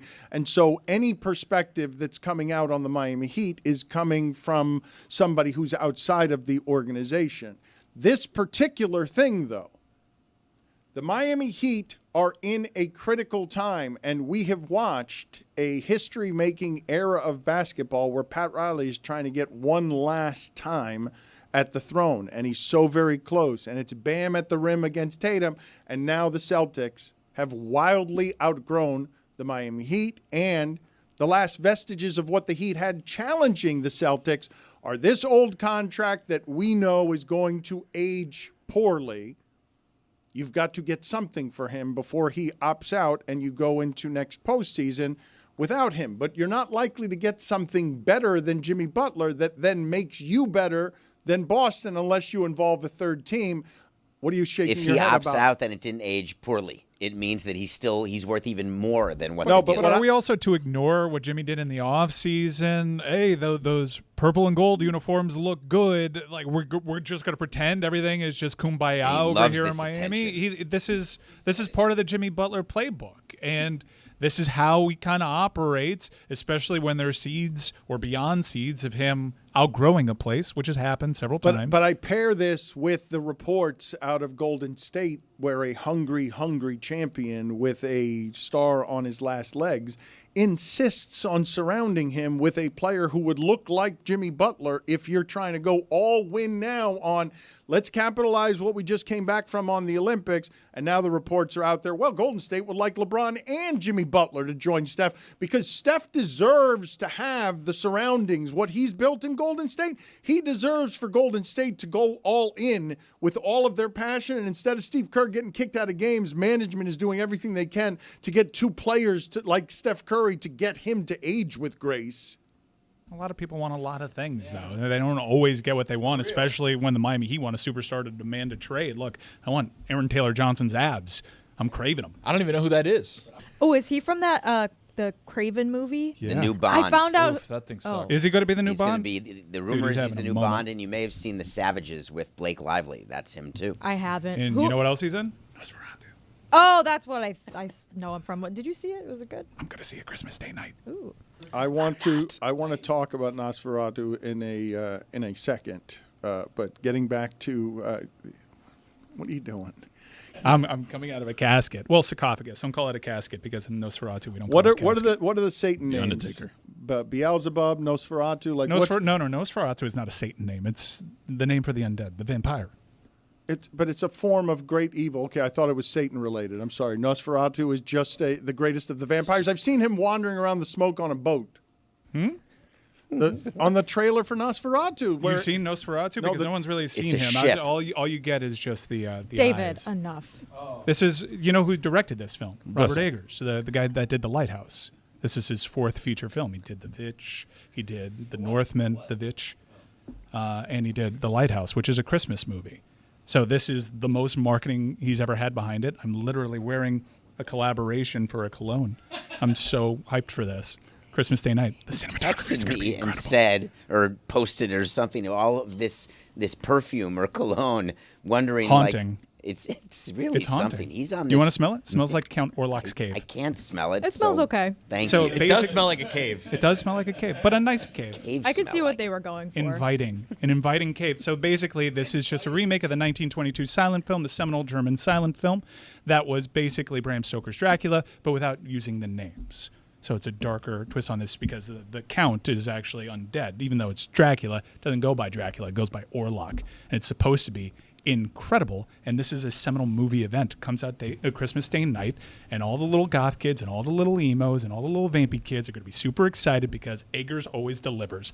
All 4 of his films, over 90% on the Rotten Tomatoes meter, including this one.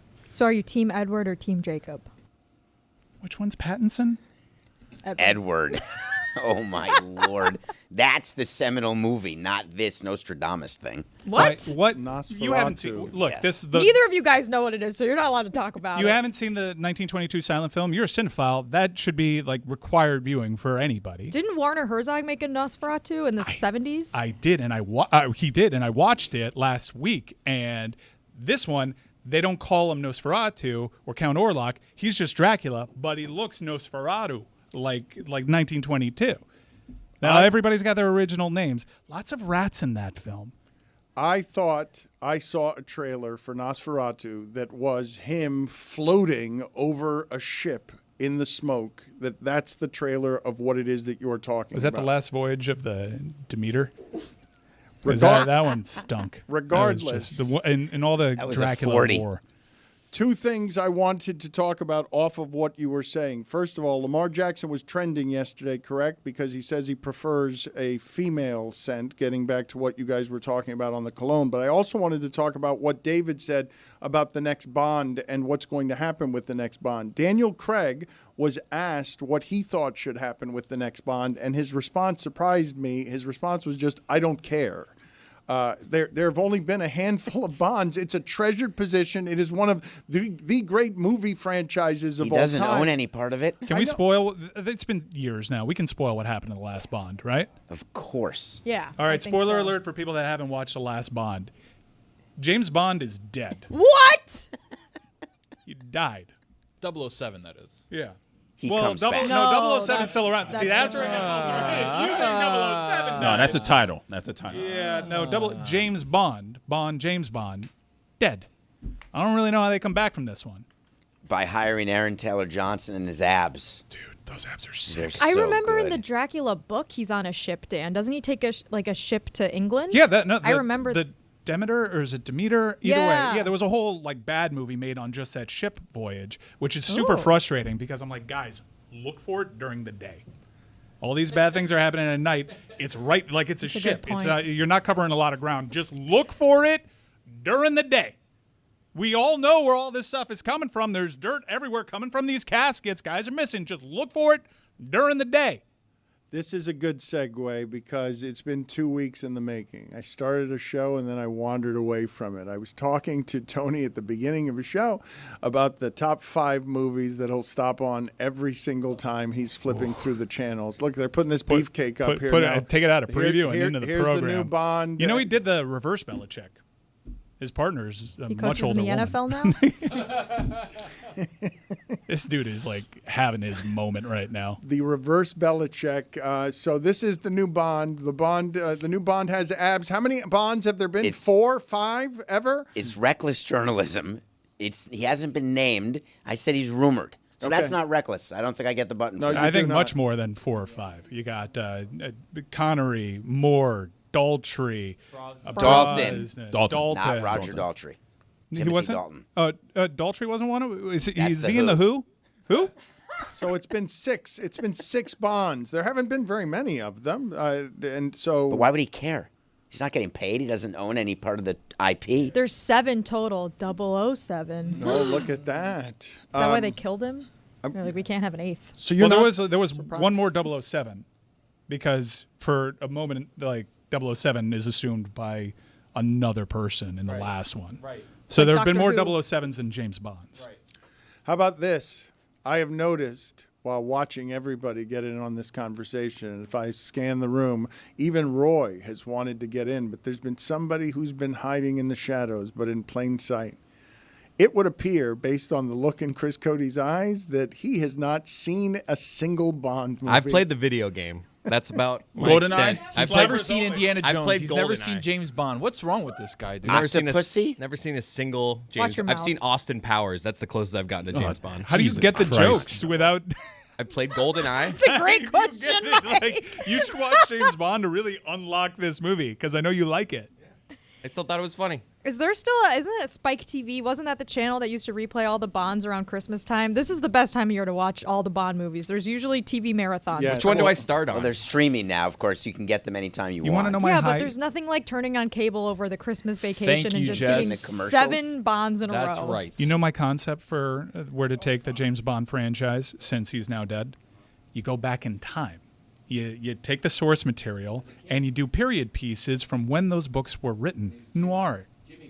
Let me get Broccoli on the phone, and we'll get right on that. The story of little Jimmy Bond. How many brands, movie brands, Fast and the Furious, whatever it is you want to choose, would you stack up and say bigger than the Bond franchise? Just ever? Mission Impossible. Rocky, all of them? Godfather.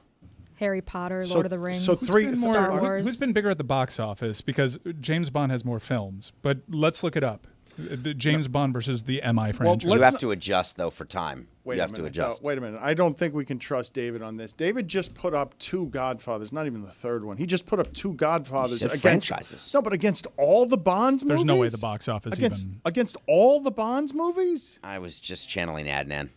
I understand Godfather is great, but I'm asking for franchise for all time.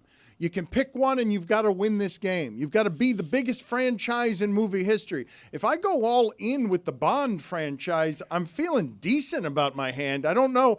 I'm asking the rest of you to give me some stuff you'd put against it, but I'm guessing that if you've only had 7 Bonds ever and you've been able to keep a franchise alive since the 60s, Mission Impossible took a long break between the 60s. All the Bonds have been relatively relevant through, 6, 7 decades now? I think I would take Jurassic Park over it. I would take potentially Star Wars for sure. Lord of the Rings has more meat on that bone. Harry Potter, I'd probably take it over James Bond. I watched Dune the other night. Not there yet, but they're starting to spin that baby off. I wasn't a big Dune guy. Cinematically, Do you like beautiful. Timothée I do. Chalamet? I wanted to like Dune, but I just didn't. Didn't everybody love him on College Game Day? I feel like he smelled wonderful. good there. Oh yeah, no, I think he might actually know ball, or he really prepared for this role. He was probably the best guest picker in ages. He was phenomenal. I have a hot take about Timothée Chalamet on Game Day. I'm a big Timothée Chalamet fan. Love his work with all of Greta Gerwig's films. There's a butt coming. He's a 28-year-old man, and people were losing their minds that he knew anything about football. I'm sorry. Since when do we just assume theater kids don't watch any sports? He lives in New York. He probably gambles on the weekends on the MAC championship game like we all do. He invoked Maction, which right then And he there was right, by the way. made it a Ohio winner. spanked Miami.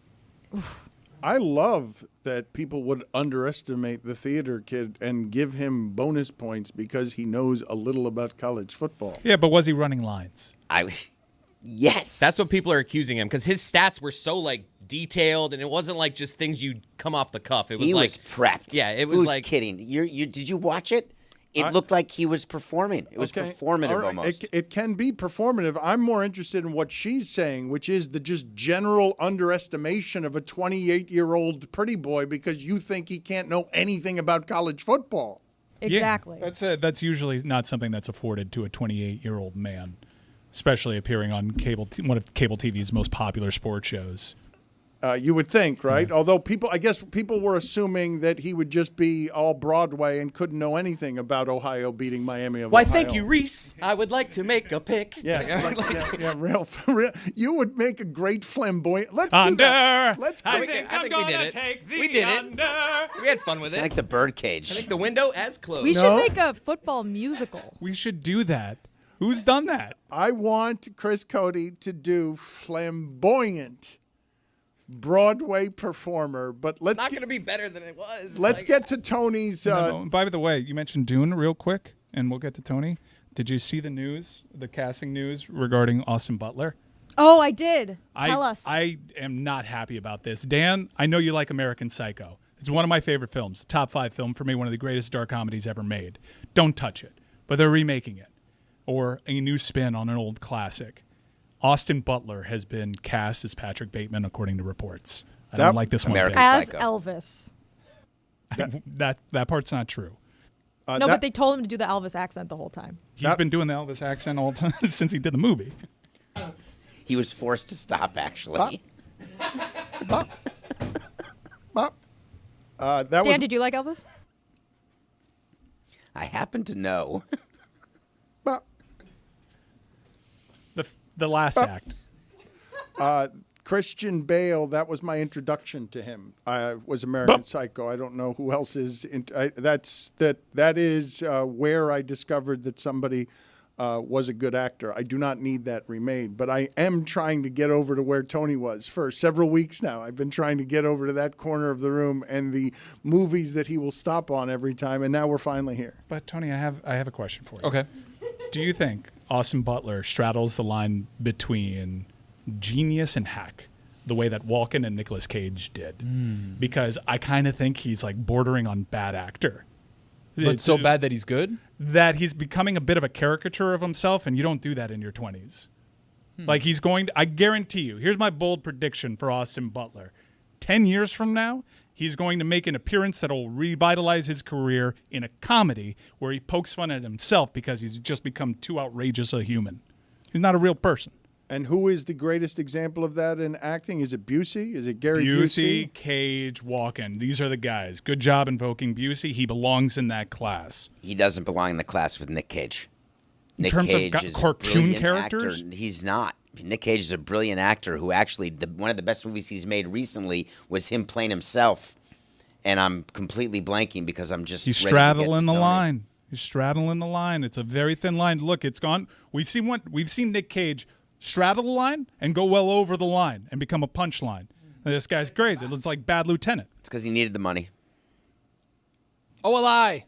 It's a long list, Dano. He's made a lot of movies. Nick Cage has made a lot of movies while trying to pay the IRS. I think, and he buys a bunch of dinosaur bones and everything else. All I'm saying is that if any other 28-year-old man were on College Game Day and was doing college football picks, you guys wouldn't be like, oh my God, he knows football? It was weird. It was the He's reaction. flamboyant. They wanted him. They wanted him to not know anything, and the bar was very low on Chalamet. Oh, a lie. Any Mission Impossible movie. That's just starting to get the beak wet. You know what I mean? Like I'm scrolling through and it's like, oh, all of a sudden it's Fallout? Ooh, I'm in. I'm watching the entire thing. The movie that David was thinking of is The Unbearable Weight of Massive Talent on Nicolas Cage is what he was looking for there. I'm sorry, keep going. Also a synonym for my top 5. Another set of movies that I will always stop on. Any James Bond film I will be locked in on. So look, I stumbled into it by Yes, mistake. surprising. I think yes, that's a late ad. It was unprepared. That's a late ad by Tony. No, that's not. These are all part of it. All right. Getting entire franchises. Well, no, because obviously there's many movies. You're talking about 7 movies. No, in but what these he's 2 saying, he's franchises. going off of what Jessica said, which is during the holidays, I don't necessarily associate this with the holidays, but if there is a slow time over these next 10 days at the end of the month, and there's a Bond marathon somewhere, You're locked in. I'm going to get hypnotized for about 20 minutes on whatever's going on there. Like I'm going to get stopped, and I will not move on from that. I will stop in on Bond. Nobody channel surfs anymore. I'm just telling you, I'll do that around Bond, around Mission Impossible. Thank you. All right, next one. Still in the only lie, by the way. Coming to America. The original one, obviously. The second one we don't really first. acknowledge. Yeah. The sequel we don't acknowledge. But So, Mike, on American Psycho, you don't want it made? Like, you don't think, because he No. just mentioned Coming to America, we didn't need the remake. The first one was fine. No, and I It's don't a like sequel. It's a the sequel. first one was I great. just don't like the Austin Butler casting either as Patrick Bateman. You can play like one of the other ancillary roles, like give him Thoreau's role. No, don't give him Patrick Bateman. It's been perfected. I don't need to see someone else in the role. that dude from Euphoria and Saltburn. That should be Patrick Bateman. Lordy. Barry Lordy. Keoghan? No, Lordy. No, a lordy, duh. Oh, the tall, He's got a handsome beard guy. now. It looks weird with the beard. Oh, he doesn't. Samson, what are you Haven't seen doing it yet, there? though. What are you doing that you're trying to summon a name to play the game that you know somebody and then you get it wrong? Like, what do you? Why? I've always gotten why- his name no, wrong. but no, Like but- Sarri's but rival. why? What are you offering to the conversation by limping in by I'm trying to floating get up back to with Tony. Barry something or another? And like, what are you contributing to the conversation? Tony? The one who was dating Sabrina Carpenter. We know who. We were all on the same page as Ended David. badly. Yes, you could say that again. Tony? Say it again. Scarface.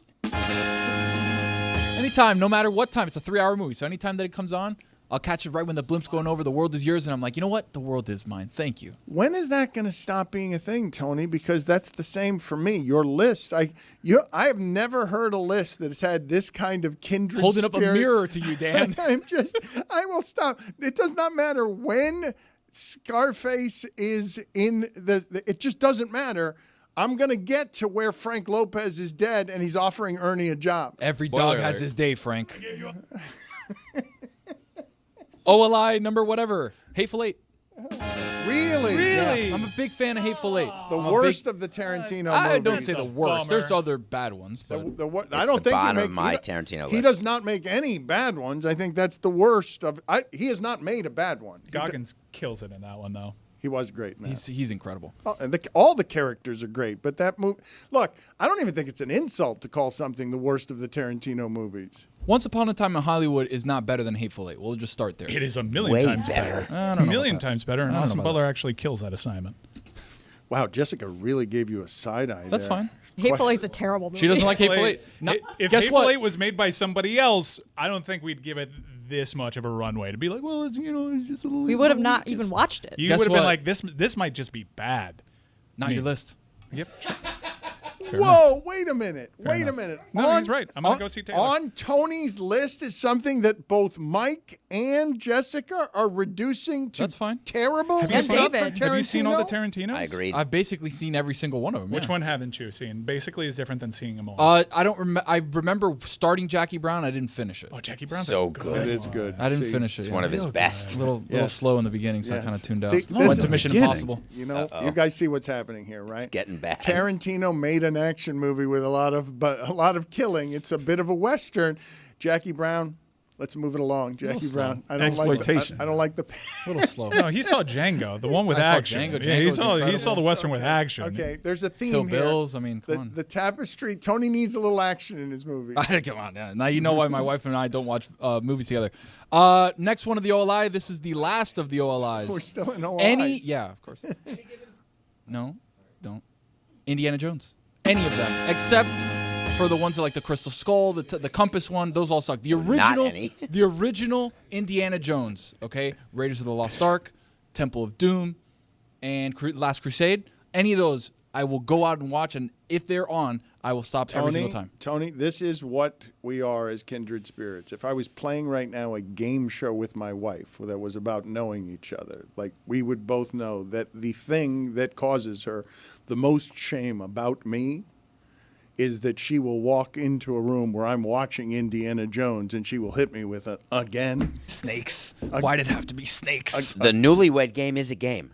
There is a game like Is that. it still there? Are we still playing the Newlywed Game? Is that still a televised game show? Is that still something that's on? If you channel surf, you On can find cruise it. ships, they still play it. Do they? He catches the date in the air. Roy, Bad did you play it dates. on your cruise ship?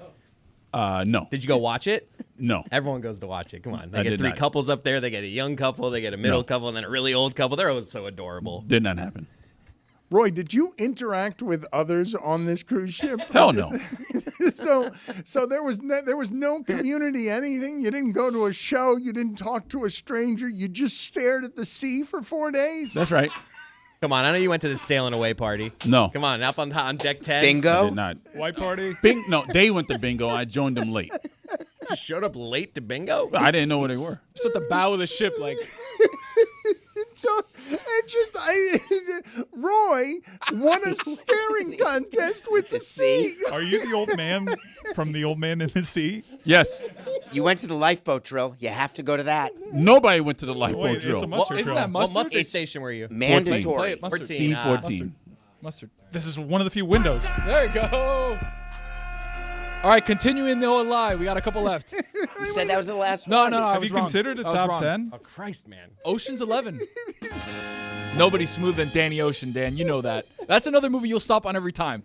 True or not true? I do like the Oceans movies. In fact, Andy Garcia is going to be on South Beach Sessions here in a couple of weeks, and I couldn't stop staring into his eyes just because of whatever it is that Oceans does. Big get. There are certain movies, Indiana Jones is obviously this, but that will just transport you back to a time where you could just turn your brain off and be a child. And it's everything that's on Tony's list. every single thing is turning his brain off. Number 5. This is a 2-for-1, actually. So it's 5, but it's 2-for-1. Everyone is Just multiple make a top movies. 10. No, I man. can't. There's too many. Godfather 1 and 2. Bigger than Bond.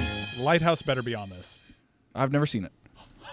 Number 4, Goodfellas. It's not on anyone's list, Mike. It's Nobody's. it's on Number my top 10 3. holiday films. Training Day. Number 2, Inglourious Bastards. Probably the best movie Tarantino's ever made. Agreed. Thank we you. agree there. You had one bad take on Tarantino, That's but fine. you rallied. That's fine. Goodfellas is the I amuse you. I'm a clown. Is that one? Are you asking? Yeah, I just get them mixed up. I get Casino, Goodfellas. They're all like the same. Pesci does actors. kind of do the same thing in both of them. I amuse you. I'm a Yes, clown. that's Funny Yes, like a that's clown. That's the one, yeah. That's it. Is put it on the poll, Juju. Is Inglourious Bastards the best of the Easily. Tarantino movies? Easily. And also put on the poll at Le Batard Show. Is Once Upon a Time in Hollywood better than The Hateful Eight? And also put on the poll at Le Batard Show. Is The Hateful Eight terrible? Number 1, Dan, this is a movie that started this entire list because it's the movie that no matter what time of the movie it's on, I will watch it and I will watch it to its entirety. Yes, he was a rat, but it doesn't matter. Number 1, Denzel in American Gangster. Wow, I thought it was I thought you were doing gonna be Departed. No, no, I no, was no, like, no, yeah, no. He was No. a rat. He's a rat. No. He's a rat. He He's was- a cop. He wasn't a cop. He was a rat. That's okay, though, because you know what? This is $25,000 alpaca. You don't wipe it. You blot that. Yeah, I like his list. It was an excellent list. I think David's would be so much different than yours. If Mine would have Ed TV on it. how I don't many? even know what that is. Ed TV. If we had to do a list for you, you could do one probably off the top of your head that would be even longer than his. Would you not? I could get it down to 5 can be quickly, shorter. easily. All right. Well, let's do it quickly then. Number 5, A Few Good Men. Every single time. You can't handle the truth. That's the movie. Ayu. Number 4, Fletch. Fletch is a great movie. I will. gonna That should have been laugh my all ass alive. off. Fletch is great. 6'4", 6'8" with the afro. That's very I true. can't believe that you You and like that Tony one out of the are holster, connecting Dano? on Fletch. Tony has never known one of the old movies that you're talking about. When you go 1970s on Tony, you always lose Tony. How does he know Fletch? Because that's from the 80s, and you get the afro joke. Number 3. Number 3, Ed TV. That's Matthew McConaughey, Jenna Elfman. It was the beginning of the Kardashians. Who doesn't want to watch that? Number 2. Nobody here, evidently. Number 2. No. Everyone here. I've is never seen that. I staring don't I know haven't at what it gotten you. around to it. Everyone seen here. it. I've heard of it. I'd rather watch a Truman Show. Did you not see the general indifference and the blank stares looking back at you? Nobody knew what you were This concept talking was about. done better with Jim Carrey, so I just Yeah. kept moving on. Number Yeah. 2, Castaway. I love The Lonely and Castaway. I will watch that. I'll actually make sure I find it. I to love watch. the lonely. He was on Survivor, of course. This is very of his genre. Number 1. And the number 1 movie that I will always watch, Stranger Than Fiction. A terrible list. Weird list. Mine was way better, right? Both sucked. I love that you guys are onboarding this way. Jordan Brenner and Peter Keating are joining us. It's the Underdogs podcast. Some of it's sideways. The rest of it is straight up. They give you underdogs wherever it is that you get your betting information. It's not as good as these guys. They do all the math. They're not great at Zoom, but math, iPhone's a problem. Zoom's not great, but Jordan Brenner, keep it like that. No, please. I prefer. Yes. Yeah, there we go. Yeah, that keep That's it a like winner. it's better. Keep it sideways. I don't Coming know. at you straight. I don't know which one is under, which one is dog. I do know that one of them is Can you now both be sideways? Jordan, can you go sideways? Yeah, can you?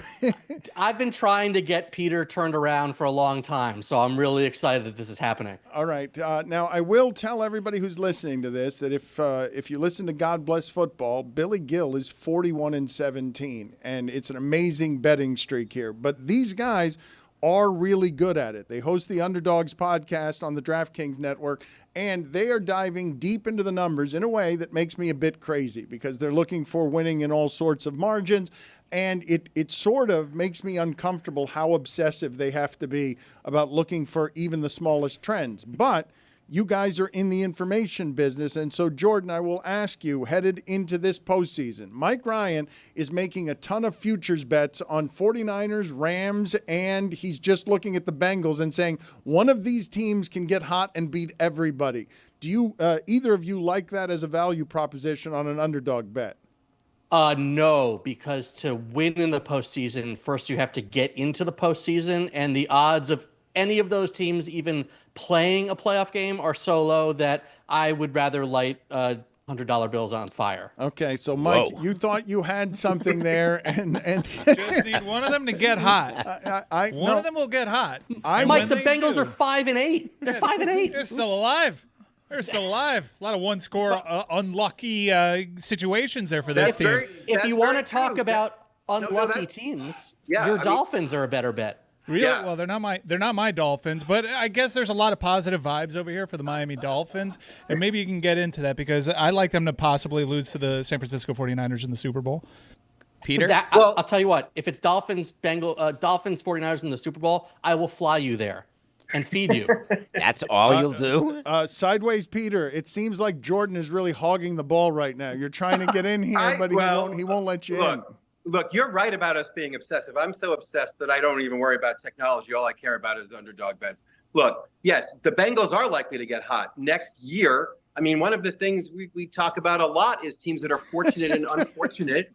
And yeah, the Bengals have had terrible luck, but the clock has run out on them. I mean, come on. Yes, the Bengals are a great bet to rebound next year because teams that fail to live up, their record fails to live up to their underlying stats, usually do a lot better, and vice versa. The worst thing a team can do, or its fans, or its people betting on it, is take a team that's fortunate or lucky and assume that that's going to last. It doesn't last. The stupidest thing people say in life and sports is, I'd rather be lucky than good. Really? No, you wouldn't. I mean, luck is by definition a surprise. It doesn't sustain. It doesn't last. It's ephemeral. Talent wins out over the long term. So if you find underdogs that are better than they look, those are the ones to bet on. Dolphins are a good example. The Bengals would be a good example, but they just lost too many unfortunate games for too long. Do me a favor, please. Put him upside down. Put Peter Keating upside down so I can enjoy all of his analysis upside down. Jordan Brenner, I want to talk to him the normal way, straight up, and I want to bounce between the two of you. Are you believing in the Vikings? Oh, great. So that's a great point, and it speaks to what we were saying about luck. So 2 years ago, they won an incredible number of one-score games. It was unsustainable, and we said going into the playoffs, they're a ripe chance for an upset. They lose to the Giants. By the way, Giants, speak to what Peter's saying about don't confuse lucky with good. We see where they are after assuming, we're a little further ahead in the rebuild than we thought. But this year, we said, okay, the Vikings, they didn't regress to the mean last year. They regressed way past the mean. So they were actually one of our preseason over picks. I'll let Peter explain why, but yes, we believe in them. Yeah. Look, they were outscored by only 18 points last year, but they were 7-10. Also, we talk about luck. Can also talk about things that great underdogs have in common is they play high risk, high reward. They take a lot of chances for benefits. They take crazy shots. We started, take crazy, puncher's chance. When you hear about somebody with a puncher's chance, the reason anyone thought Mike Tyson had a chance of winning at the age of 58 in his last fight, because he could still kill somebody with one punch. If you can kill somebody with one punch, you're going to be a good underdog. A version of that crazy chance taking is if you lose your quarterback, but you have somebody who might really be good, that's an underdog to keep an eye on. That's something that happened with the Vikings.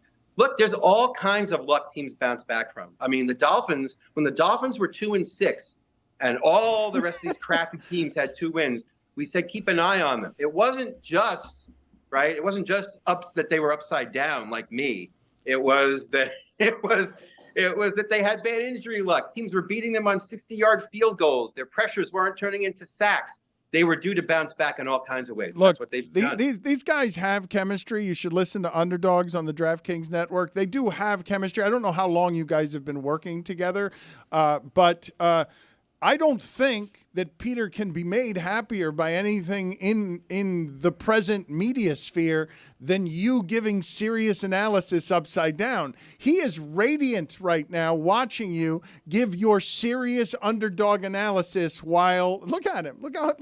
Well, that's because when I nod, what he likes is when I nod yes or no, and it doesn't matter if you're upside down. If all I am is his yes man. If I'm nodding, it still looks like I'm saying yes, even if I'm pointed the wrong way. So, Dan, the answer for how long we've been working together is to remember that little cartoon drawing of you in ESPN the magazine? Like, that's how long we've been working together. Too long is the answer. What's interesting in the upside down background, we keep spinning it around, and it just makes the framed picture of Odell Beckham Jr.'s catch look more routine than it actually was. There it is. I'll one-hand it for you. There it is. This Upside Down interview is presented by Masterclass. Learn from the best to become your best. You guys dive deep into the numbers. So the Kansas City Chiefs are what kind of mirage? Oh, come Peter, you want on. this one? It's not an insult to Patrick Mahomes or Travis Kelce to point out that they win by like 0.6 of a point per game. I mean, Dan, you know this. You talk about this, how people search for meaning in everything in life and have to attribute things to players' characters, or there has to be a reason. There doesn't have to be a reason. They're lucky. They've won a bunch of games by close margins. Okay, but that's just not going to last. They're likely to get hit in the face pretty bad by a really good team in the playoffs. I mean, that's my opinion. We have to stop saying, well, they're clutch. Or we have to stop saying there's a conspiracy to make them win. What they're doing is not sustainable. I agree. Look, they've outscored teams by 56 points, and they're 12-1. The Detroit Lions have outscored teams by 183 points, and they're 12-1. Those two things are not equal. And yeah, if you're looking for an underdog shot in the playoffs, maybe pick against the Chiefs in their first game. I'm with you. 12-1 and 12-1 are exactly equal. That sounds like some Miami Marlins logic there, David. Come on. That feels like a pot shot. All right, one of my agendas on this show has been the entire college football season saying the ACC is underrated. And I look at these lines in the college football playoff, and I see some value there. Is this just confirmation that the ACC is not that good, or can there be some winning here with these ACC teams? We like SMU as a feisty underdog more than Clemson. For a variety of reasons, but largely starting with sort of the unpredictable outcome style of play. Look, we've been studying, we cut our teeth on college basketball upsets, right? And like Peter mentioned, one of the things you look for is teams that have bouncy results, that play high risk, high reward strategies, that don't do conventional things. And we're seeing some of that in SMU, right, Peter? Peter, he's gone. Upside down, Yeah, Peter he left. Oh my dropped God! out. I finally got rid of him. Okay, Well, Jordan, can you help me? Look, this can makes you go upside down? this makes David was working. Sampson a little bit crazy. Okay, and you help me walk David Sampson through this because he's very much about Okay. order, about being on time, and everything else. For your friend to arrive here upside down and then disconnect because he doesn't know how to use his technology is making David Sampson a little bit crazy.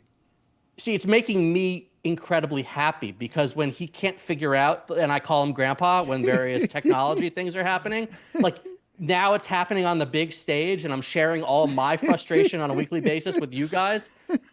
You have no idea the joy this is bringing me right now. I did their show, and he couldn't even show up. I had to do it alone because It was Wait, you did their show alone? yes, because With me. there was a technology issue. with Like me. this. I like him just doing underdogs. Hey, it's David Sampson. It's It Underdogs. is so great. I want this to become the biggest gambling podcast in America with somebody giving you great information. They just don't know how to do it right side up. They keep it to themselves. All the underdogs, all the best information kept to themselves. These guys actually give you very good numerical logic. It feels almost empirical what they're doing. They're finding value in mining a bunch of numbers for gold. So I don't know if you're doing basketball. You mentioned SMU as an underdog. What is the greatest value in sports this week? What are some of the places you got?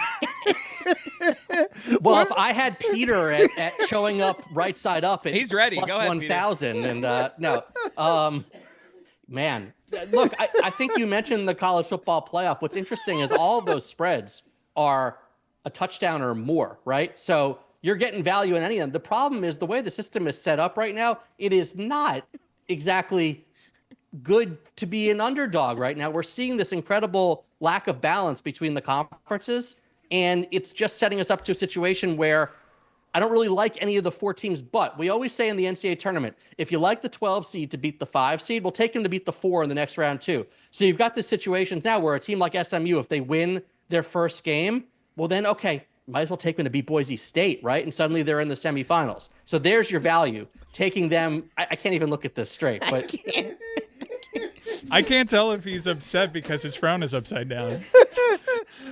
Jessica, you say that bowl season starts Saturday. Surely you want some gambling advice from these men.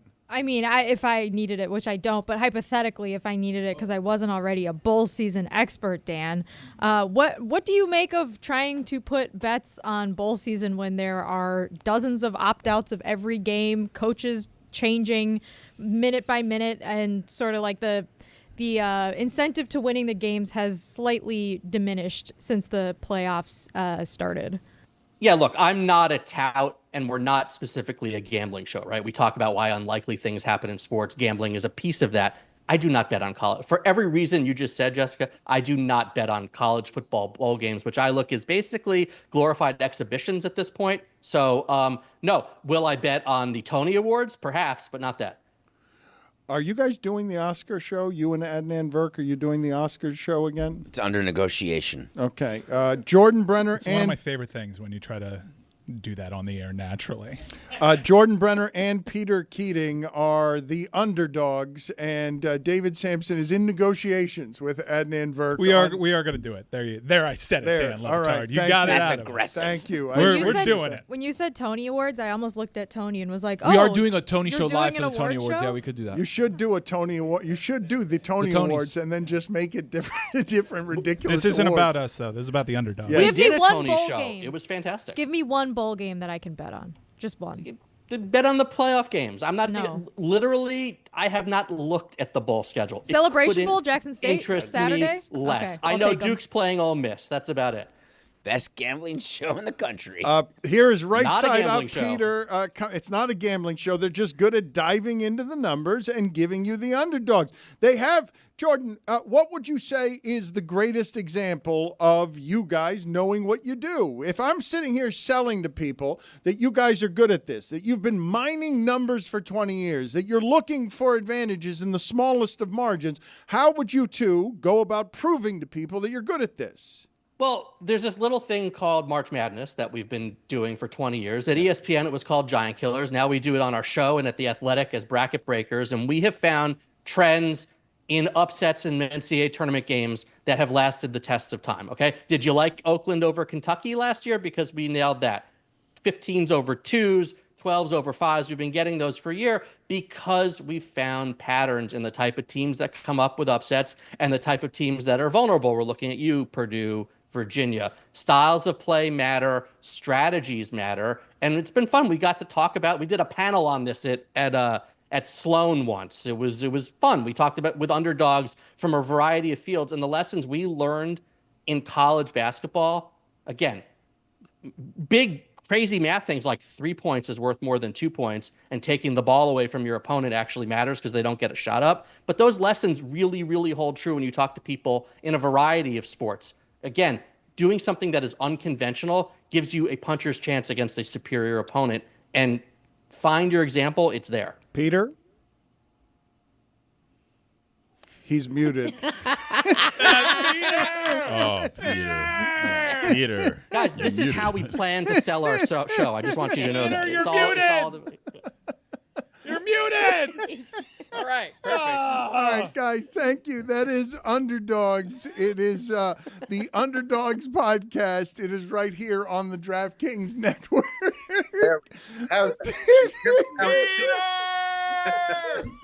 But on our own show, we have audio and right side up pictures. So you have to tune in to find it. Peter, your answer seemed like it was so good. If it hadn't been muted, what would it have sounded like? I was going to say we've been around so long. Our original role models were Statler and Waldorf from the Muppet Show. You know, the guys in the balcony. Guys, see you later. we were done See with ya. you. See you later. I like their odds with an iPhone better than yours.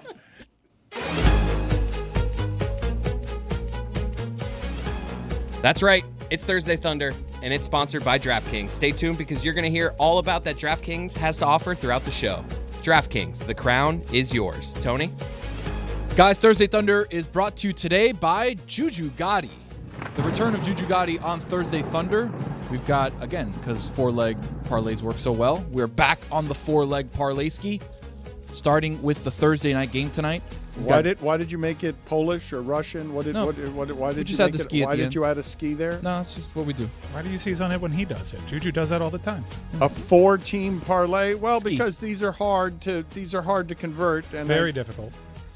Go ahead. Some saying for this show, impossible. Well, what did you last week? You had Laporta. I love betting tight end, so you just bet Laporta in 2 legs of the parlay. You got that. We got 3 of the 4 legs, which we do routinely. Just like we did a couple times ago with the. If you want to bet Baltimore the and Cincinnati single, game. you're doing all right.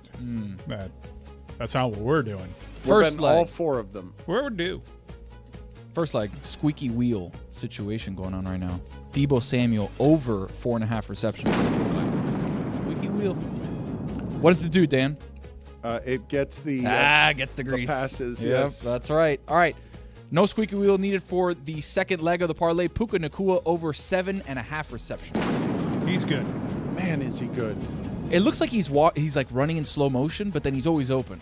Where were he and Cooper Kupp drafted? Like, what were their prospects in terms of making the measurements? Because I really don't understand how that team has been able to go straight from Cooper Kupp's going to get the 2,000-yard season to Puka's going to be just as the same kind of unstoppable. I don't understand it. Yeah. Famously low. Third leg of the parlay. I'm going to get that for you in a second. Third leg of the parlay. We're going over to the basketball side of things. Toronto Raptors versus your Miami Heat today. Over 9.5 points for Scary Terry. Oh, that is dangerous. That's a tough one. He's going to be traded. He's going to be traded. Did you see him fighting with Bam over the rebound because he was one rebound short? Oh, Cooper Kupp not that low. Third round. No, BYU star Puka Nacua, 5th round, 177th pick. How's that possible? Good scouting over there. No, well, is it good scouting, or is it that the Rams know some things about Missed him 4 times. about a system that might explain how it is that those guys work well with their guy? Or, David, if you look at it, 4 other times they were like, you know what? Nobody's going to pick him again and again and again and again. 5th round, bam, you get it. All right, last leg of the parlay. We're going back to Thursday Night Football. Jawan Jennings. He's a really good player. Yeah. Jawan Jennings over 40 yards receiving. So, squeaky wheel game for Debo Samuel over 4.5 receptions. Puka Nacua over 7.5 receptions. Scary Terry over 9.5 receptions. I was waiting for the lightning bolt. Not receptions, points. Yeah. Excuse me, points. That would have been crazy to have Terry over 9.5. Seems like we're in a receptions. contract year and you got to get the difference between points and everything else but you know, correct. Yes. Jawan Jennings over 40 yards. Thank you. When he's healthy, he delivers. There's value there in his individual props. Can all we year talk about something that happened last night? I don't know if you guys were entertained by the in-season tournament. I am somebody who doesn't want to be cynical. If you want to give me more stakes and want to invent different changes to make something more interesting, baseball's certainly done that successfully, and basketball is trying to keep up.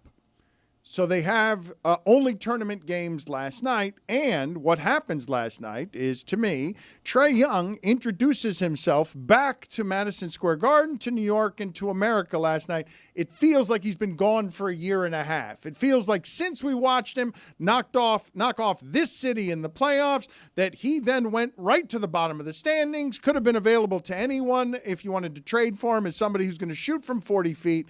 And then last night, Madison Square Garden, in a sign of disrespect in the realm of flag planting, at mid-court, while making fun of New York that hates him, New York that he enjoys playing against and enjoys beating there, he pantomimes that he's rolling dice on their court because he's at home and Well, no, because they're going to Vegas. And he is, yes. But yeah, because they're going to Vegas, but also he's making fun of New York at the symbolic center of New York because he enjoys knocking off the Knicks. I love villains. Before the final whistle, too. Like, this is during the game as he's milking the clock. Like, he is taunting them at center court, reminding everybody, keep in mind, this is a guy that appeared when SmackDown was in Madison Square Garden. He appeared as a heel, had a whole Titantron entrance and everything just to absorb the booze. It's the only NBA game this season that I've tuned in for start to finish because I wanted to see this spectacle, and he delivered. You know, in Vegas, you don't have to bend over that much to roll the dice. I think there's a white guy situation. There's a happening white with guy David, situation. There's just two Americas when it comes to the dice. It's no, I know, but in Vegas, it's the craps table. No, Well, I maybe know. he wasn't when you doing the play- Vegas dice. That's Maybe not he a was white doing the guy New York. thing. That's West Side Story. But That's Guys and Dolls. Look, what are you talking about? you illuminated me to the I've never fact seen that either. he might be doing a Vegas thing. I thought he was doing a New York thing. I'm going to be a white guy with David. I think he was implying we're on our way to Vegas. I'm with you. The dice that you guys are talking about is usually on the ground, but the he's trying to say Vegas there, but he's doing it. But that was a New York posture. Maybe he was trying to say both. Wow, it's that meta. So that is a white guy thing. It didn't even occur to me that it was anything other than celebrating going to Vegas. I don't think he cares about going to Vegas. That was clearly That's literally what they just cashed their ticket for. Street gambling. He was throwing dice on the side of the road. But I love that what David did to show you that he was not the white guy is go not just West Side Story, but also Guys and Dolls, two Broadway Was he shows. George Costanza? He didn't go just, I deny what you're saying about me. I'm not that white. Here are two things that show how gangster I am. West Side Story and Guys and Dolls, when people fight and also sing and dance. I got the horse right here. His name is Paul Revere. It's unbelievable. Fugue for Tin Horns. I thought that was BC Boys. He should have done.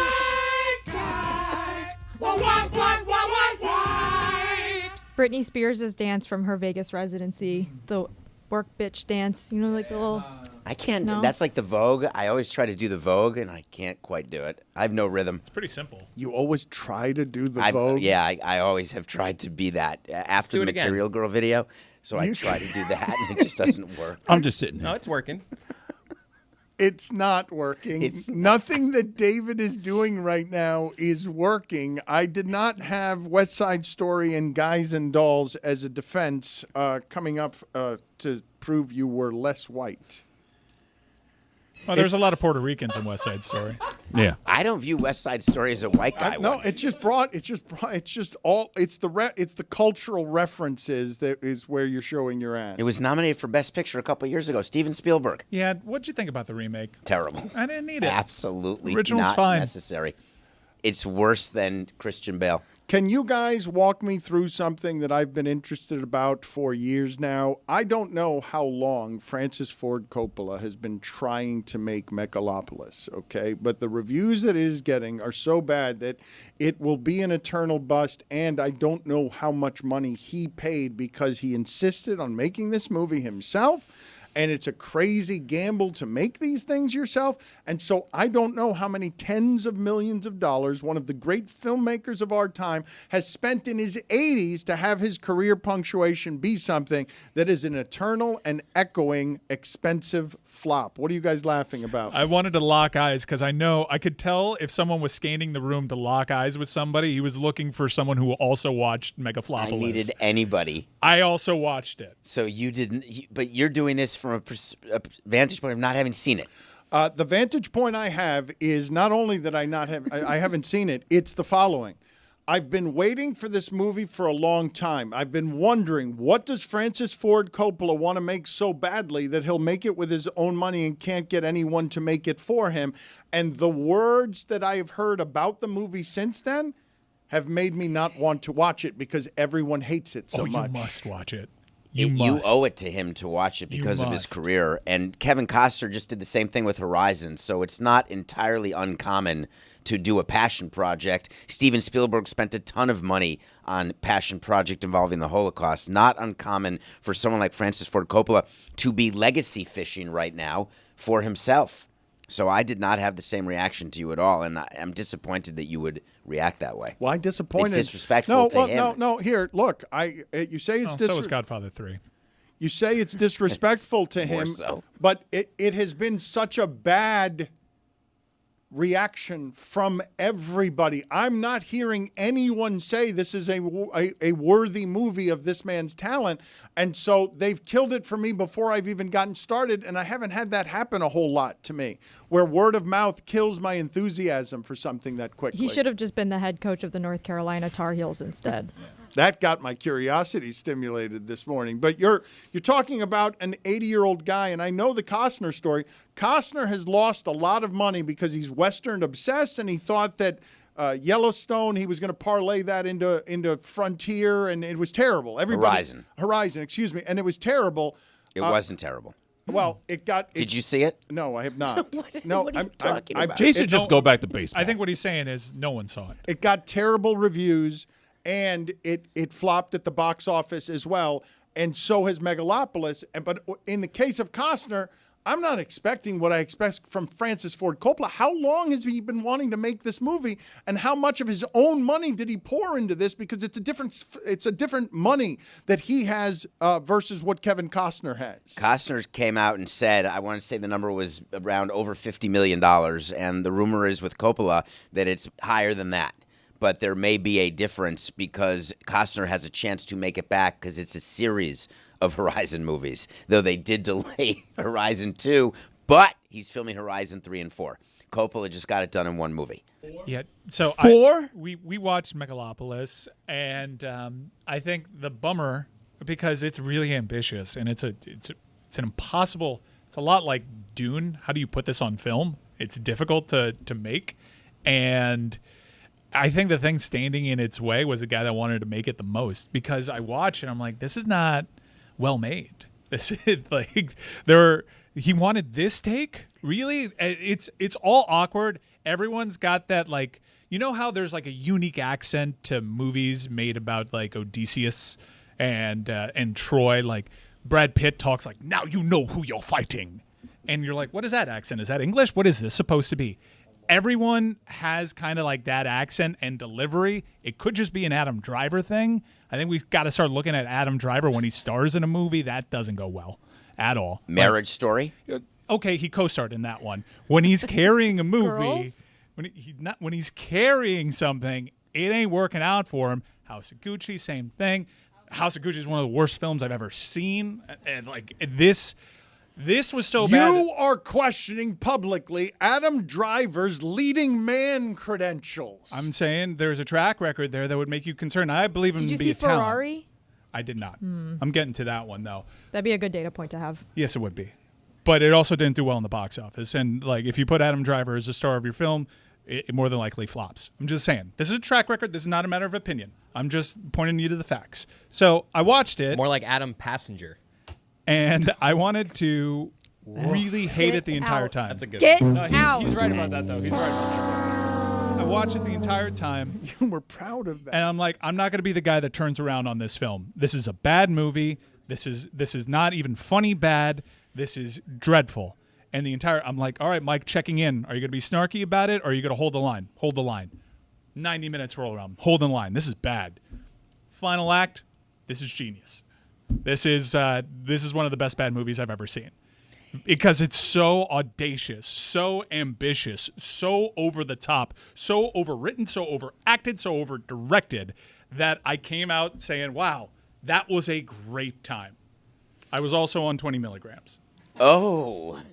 I was watching that Stone Cold Sober. Are you kidding me? Let me understand something here. Tony, can you tell me, please, how much money Francis Ford Coppola put into his own movie? Tune of about $120 million. Obviously, some other things that were brought in, but about that amount. Can you also tell me how long Francis Ford Coppola wanted to make this movie? He started developing it in 1983. So now I want to ask you guys, when it comes to legacy, because we were talking about this the other day, and I was saying, man, Odell Beckham, he's got to be embarrassed by that 1 catch, 1 yard on the Dolphins, just given who he's been. When I present to you this information, Francis Ford Coppola has been wanting to make something for 40 years that he gets to the end of his life, and it costs him $120 million. His errors. My God, it must hurt to have it received this way. You're shaking your head. It doesn't hurt. He did it. He didn't do it for you. He didn't do it for the reviews. He didn't do it for the return. He did it because this was his life project. 40 years. He can put a bow on his career in his mind. He's not focused on your show and what you're saying about it. It might actually kind of be like the Belichick thing in that he's already got the greatest of all time. You can't take it away from him. So what if his career ends with like something that I'm laughing at on my couch at like 11 o'clock at night in 20 milligrams? He has like two of the greatest films ever that he can point to, and no one's ever going to take that away from him. And all his friends probably tell him it's awesome. They're like, you did a great job. Great movie. We love it. I'm not sure he thinks it's awesome. It was very self-indulgent, but he could turn to me in a very dramatic Adam Driver type voice and say, am I not entitled that? You are really taking out that gangly Ichabod Crane Adam Driver. You're just crushing him again and again. Crush him as hard as you did. Can you guys get for me the video of Jon Gruden, and just in general, can we talk finally about the fact that Barstool has resuscitated Jon Gruden's career that's got some crappy stuff in it that probably shouldn't be resuscitated, but Jon Gruden is a cartoon character, really loves football, loves talking about football, and Jon Gruden has made his way to Barstool in a way that I've seen in the eating area here. You guys have arguments about the fact that, yeah, that's fun for a week.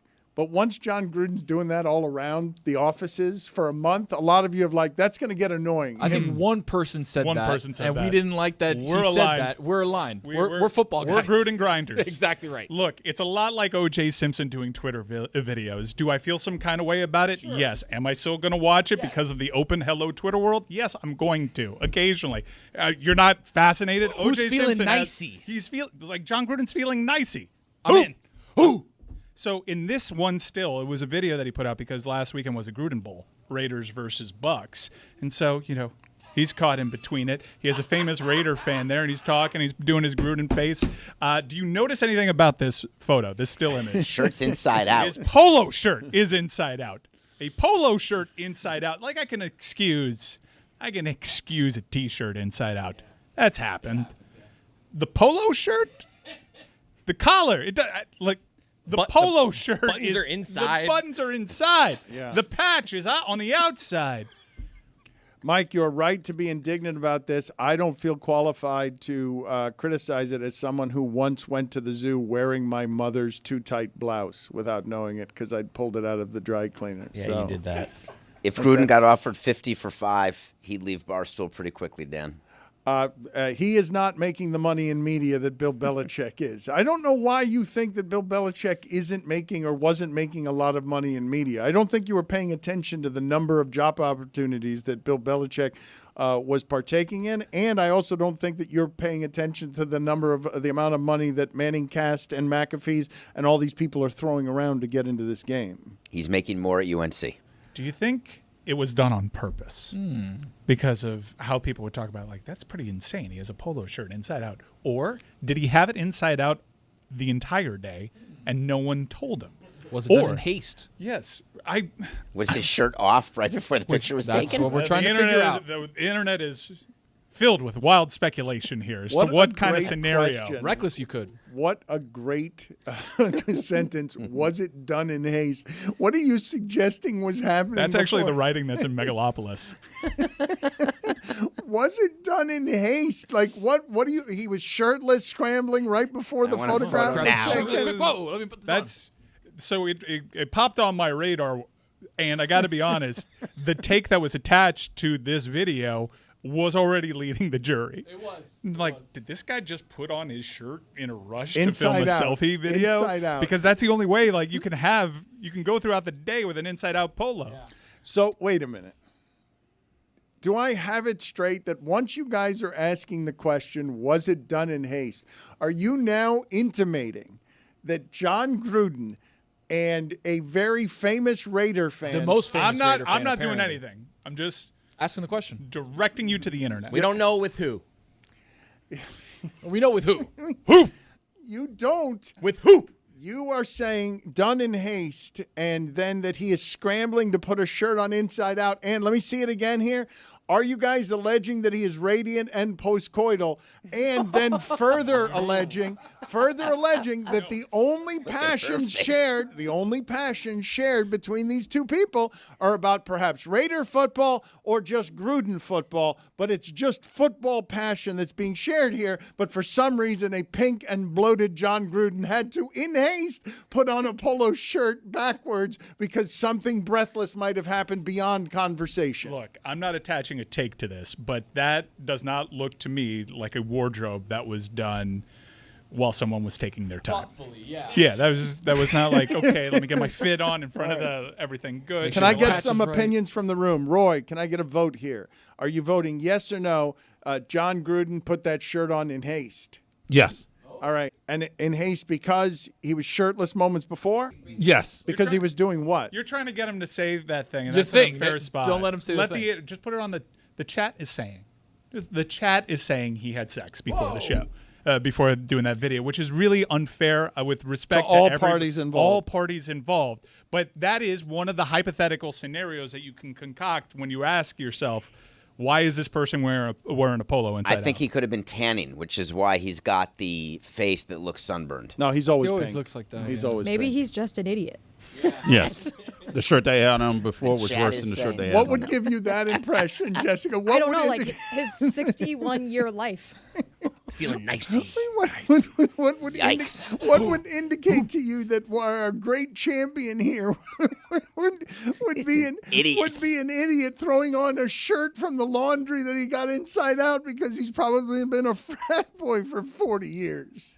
You think he's just crunching film shirtless, and he's like, oh, goddamn, man. Gotta grab the shirt from the chair that's clothes that are too dirty to hang up but too clean to put on the hamper.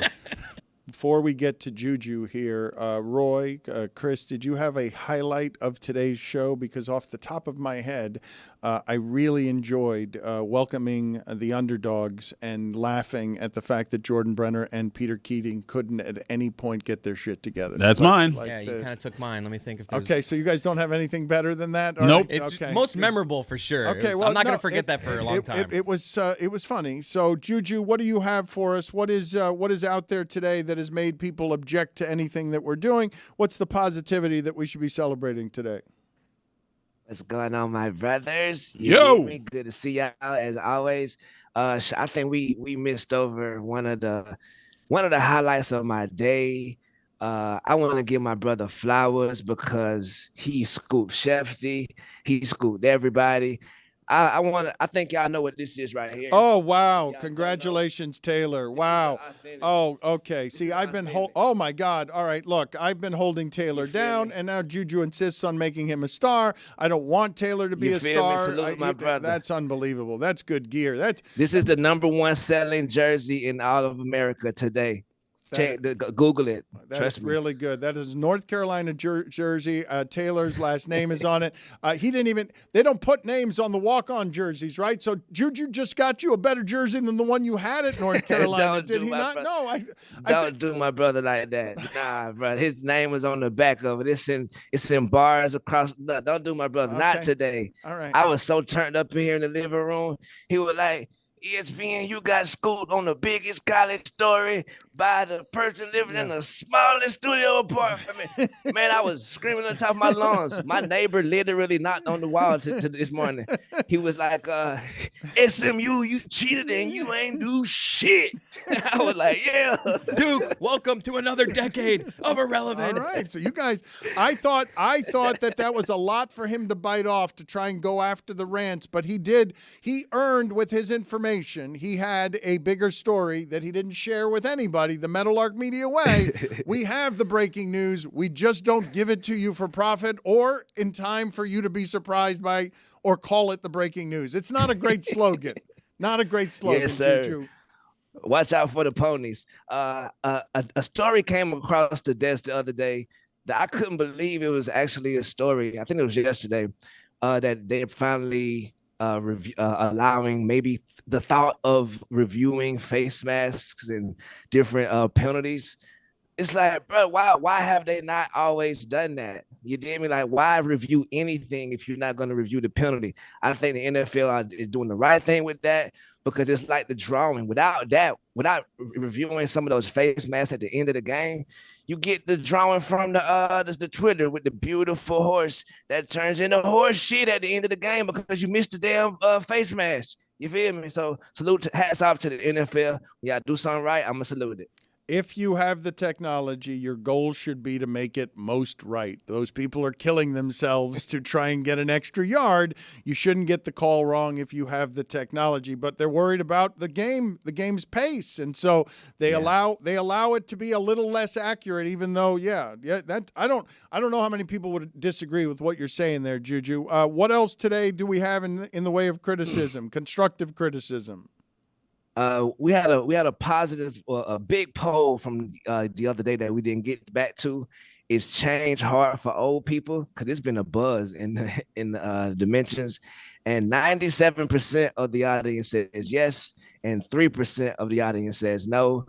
And also salute to Joe Thornburg. He kept it real with us. He said, "I just voted no to be a jagoff. Sorry." Yeah. And so I would say that's about 98%. And that's right, bro. It's like, it's hard to change. And it made me think that, like, it's even before that, just as hard as it is for some old people to change, it's hard to get rid of some developmental stuff you have, which is why I think that elementary schools should institute a different class called patience, a different class called what to do with your anger management, because some children grow up in single homes, or they just grow up in a home that allows XYZ versus a home that would never play this crap, or just doesn't have the right parenting, or, people having babies having babies these days. So it'll be, I think, cool to institute something in these elementary schools before they learn about Christopher Columbus and social studies and all that jazz. Let's teach them how to handle their anger once it happens, because it's going to happen. Let's teach them how to be resilient. Let's teach them forgiveness. You feel me? Because some of that stuff is not being taught at their homes. I don't know why I went off on that. No, that's pretty good, though. You're basically talking about practical schooling. Just here, you go to a year's worth of classes, and one of them is handling change, or handling your anger, or just basically doing therapy instead of textbooks where you're just sort of running through feelings instead of learning things. No, what you're saying makes sense. We got to get back to updating the polls. Can we start? People have been complaining about that, Juju. I've seen that, and they're right, that we give the polls and then we don't update the polls. I think most people listening to this would say that change is hard for them. And I also would say that anywhere you find growth, you're going to find change. So I don't know why it is that you would object to the idea of change. But old people, Chris, your dad is he is fully functionally formed. Like, he is done learning. There will be no learning for your father anymore. He's going straight from wherever he is to fossil without learning one more thing. He is stubborn about change like no one I've ever met, and my dad is plenty stubborn about change. Your father is going to be the worst version of this that you've ever seen, Chris. You've already seen pieces of this. He stubbornly refuses to change anything he thinks, believes, or acts. There is no learning being done by Greg Cote for any more time in his life. Does anyone dispute what I'm saying? Nope. No notes. I love you, Greg Cote. I have a poll here. Is Inglourious Basterds the best of the Tarantino movies? 59% say no. What do you like better, Juju? I love Inglourious Basterds. I think also, too, when my boy Tony was giving his list, y'all was coming at him with knives out and elbows. This is his list. If everybody got a list, let everybody make a list. But I think that I love Inglourious Basterds, bro. I like The Hateful Eight. It's not one movie that I would necessarily go back to. Pulp Fiction is the one that I just think that Pulp Fiction, but it's also the one that introduced me to Tarantino. So. Reservoir Dogs should have been the one that introduced you to Tarantino there. No, I did them in reverse. I did it the other way. I hadn't seen Reservoir Dogs. After I saw Pulp Fiction, I went and found Reservoir Dogs. Yeah. Hey, also, I watched the Jamie Foxx special.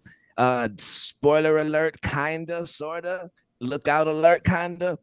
This wasn't a stand-up to me. This was like a sit-down with his fans to explain what he's been going. Ooh, excuse me, it's $12 for me. Sorry. To kind of explain what the last couple of years have looked like from his perspective. So if you're going in looking for the laugh of your life, you may not get that. but at the same time, it was just a feel good, like an hour and a half of just feel good.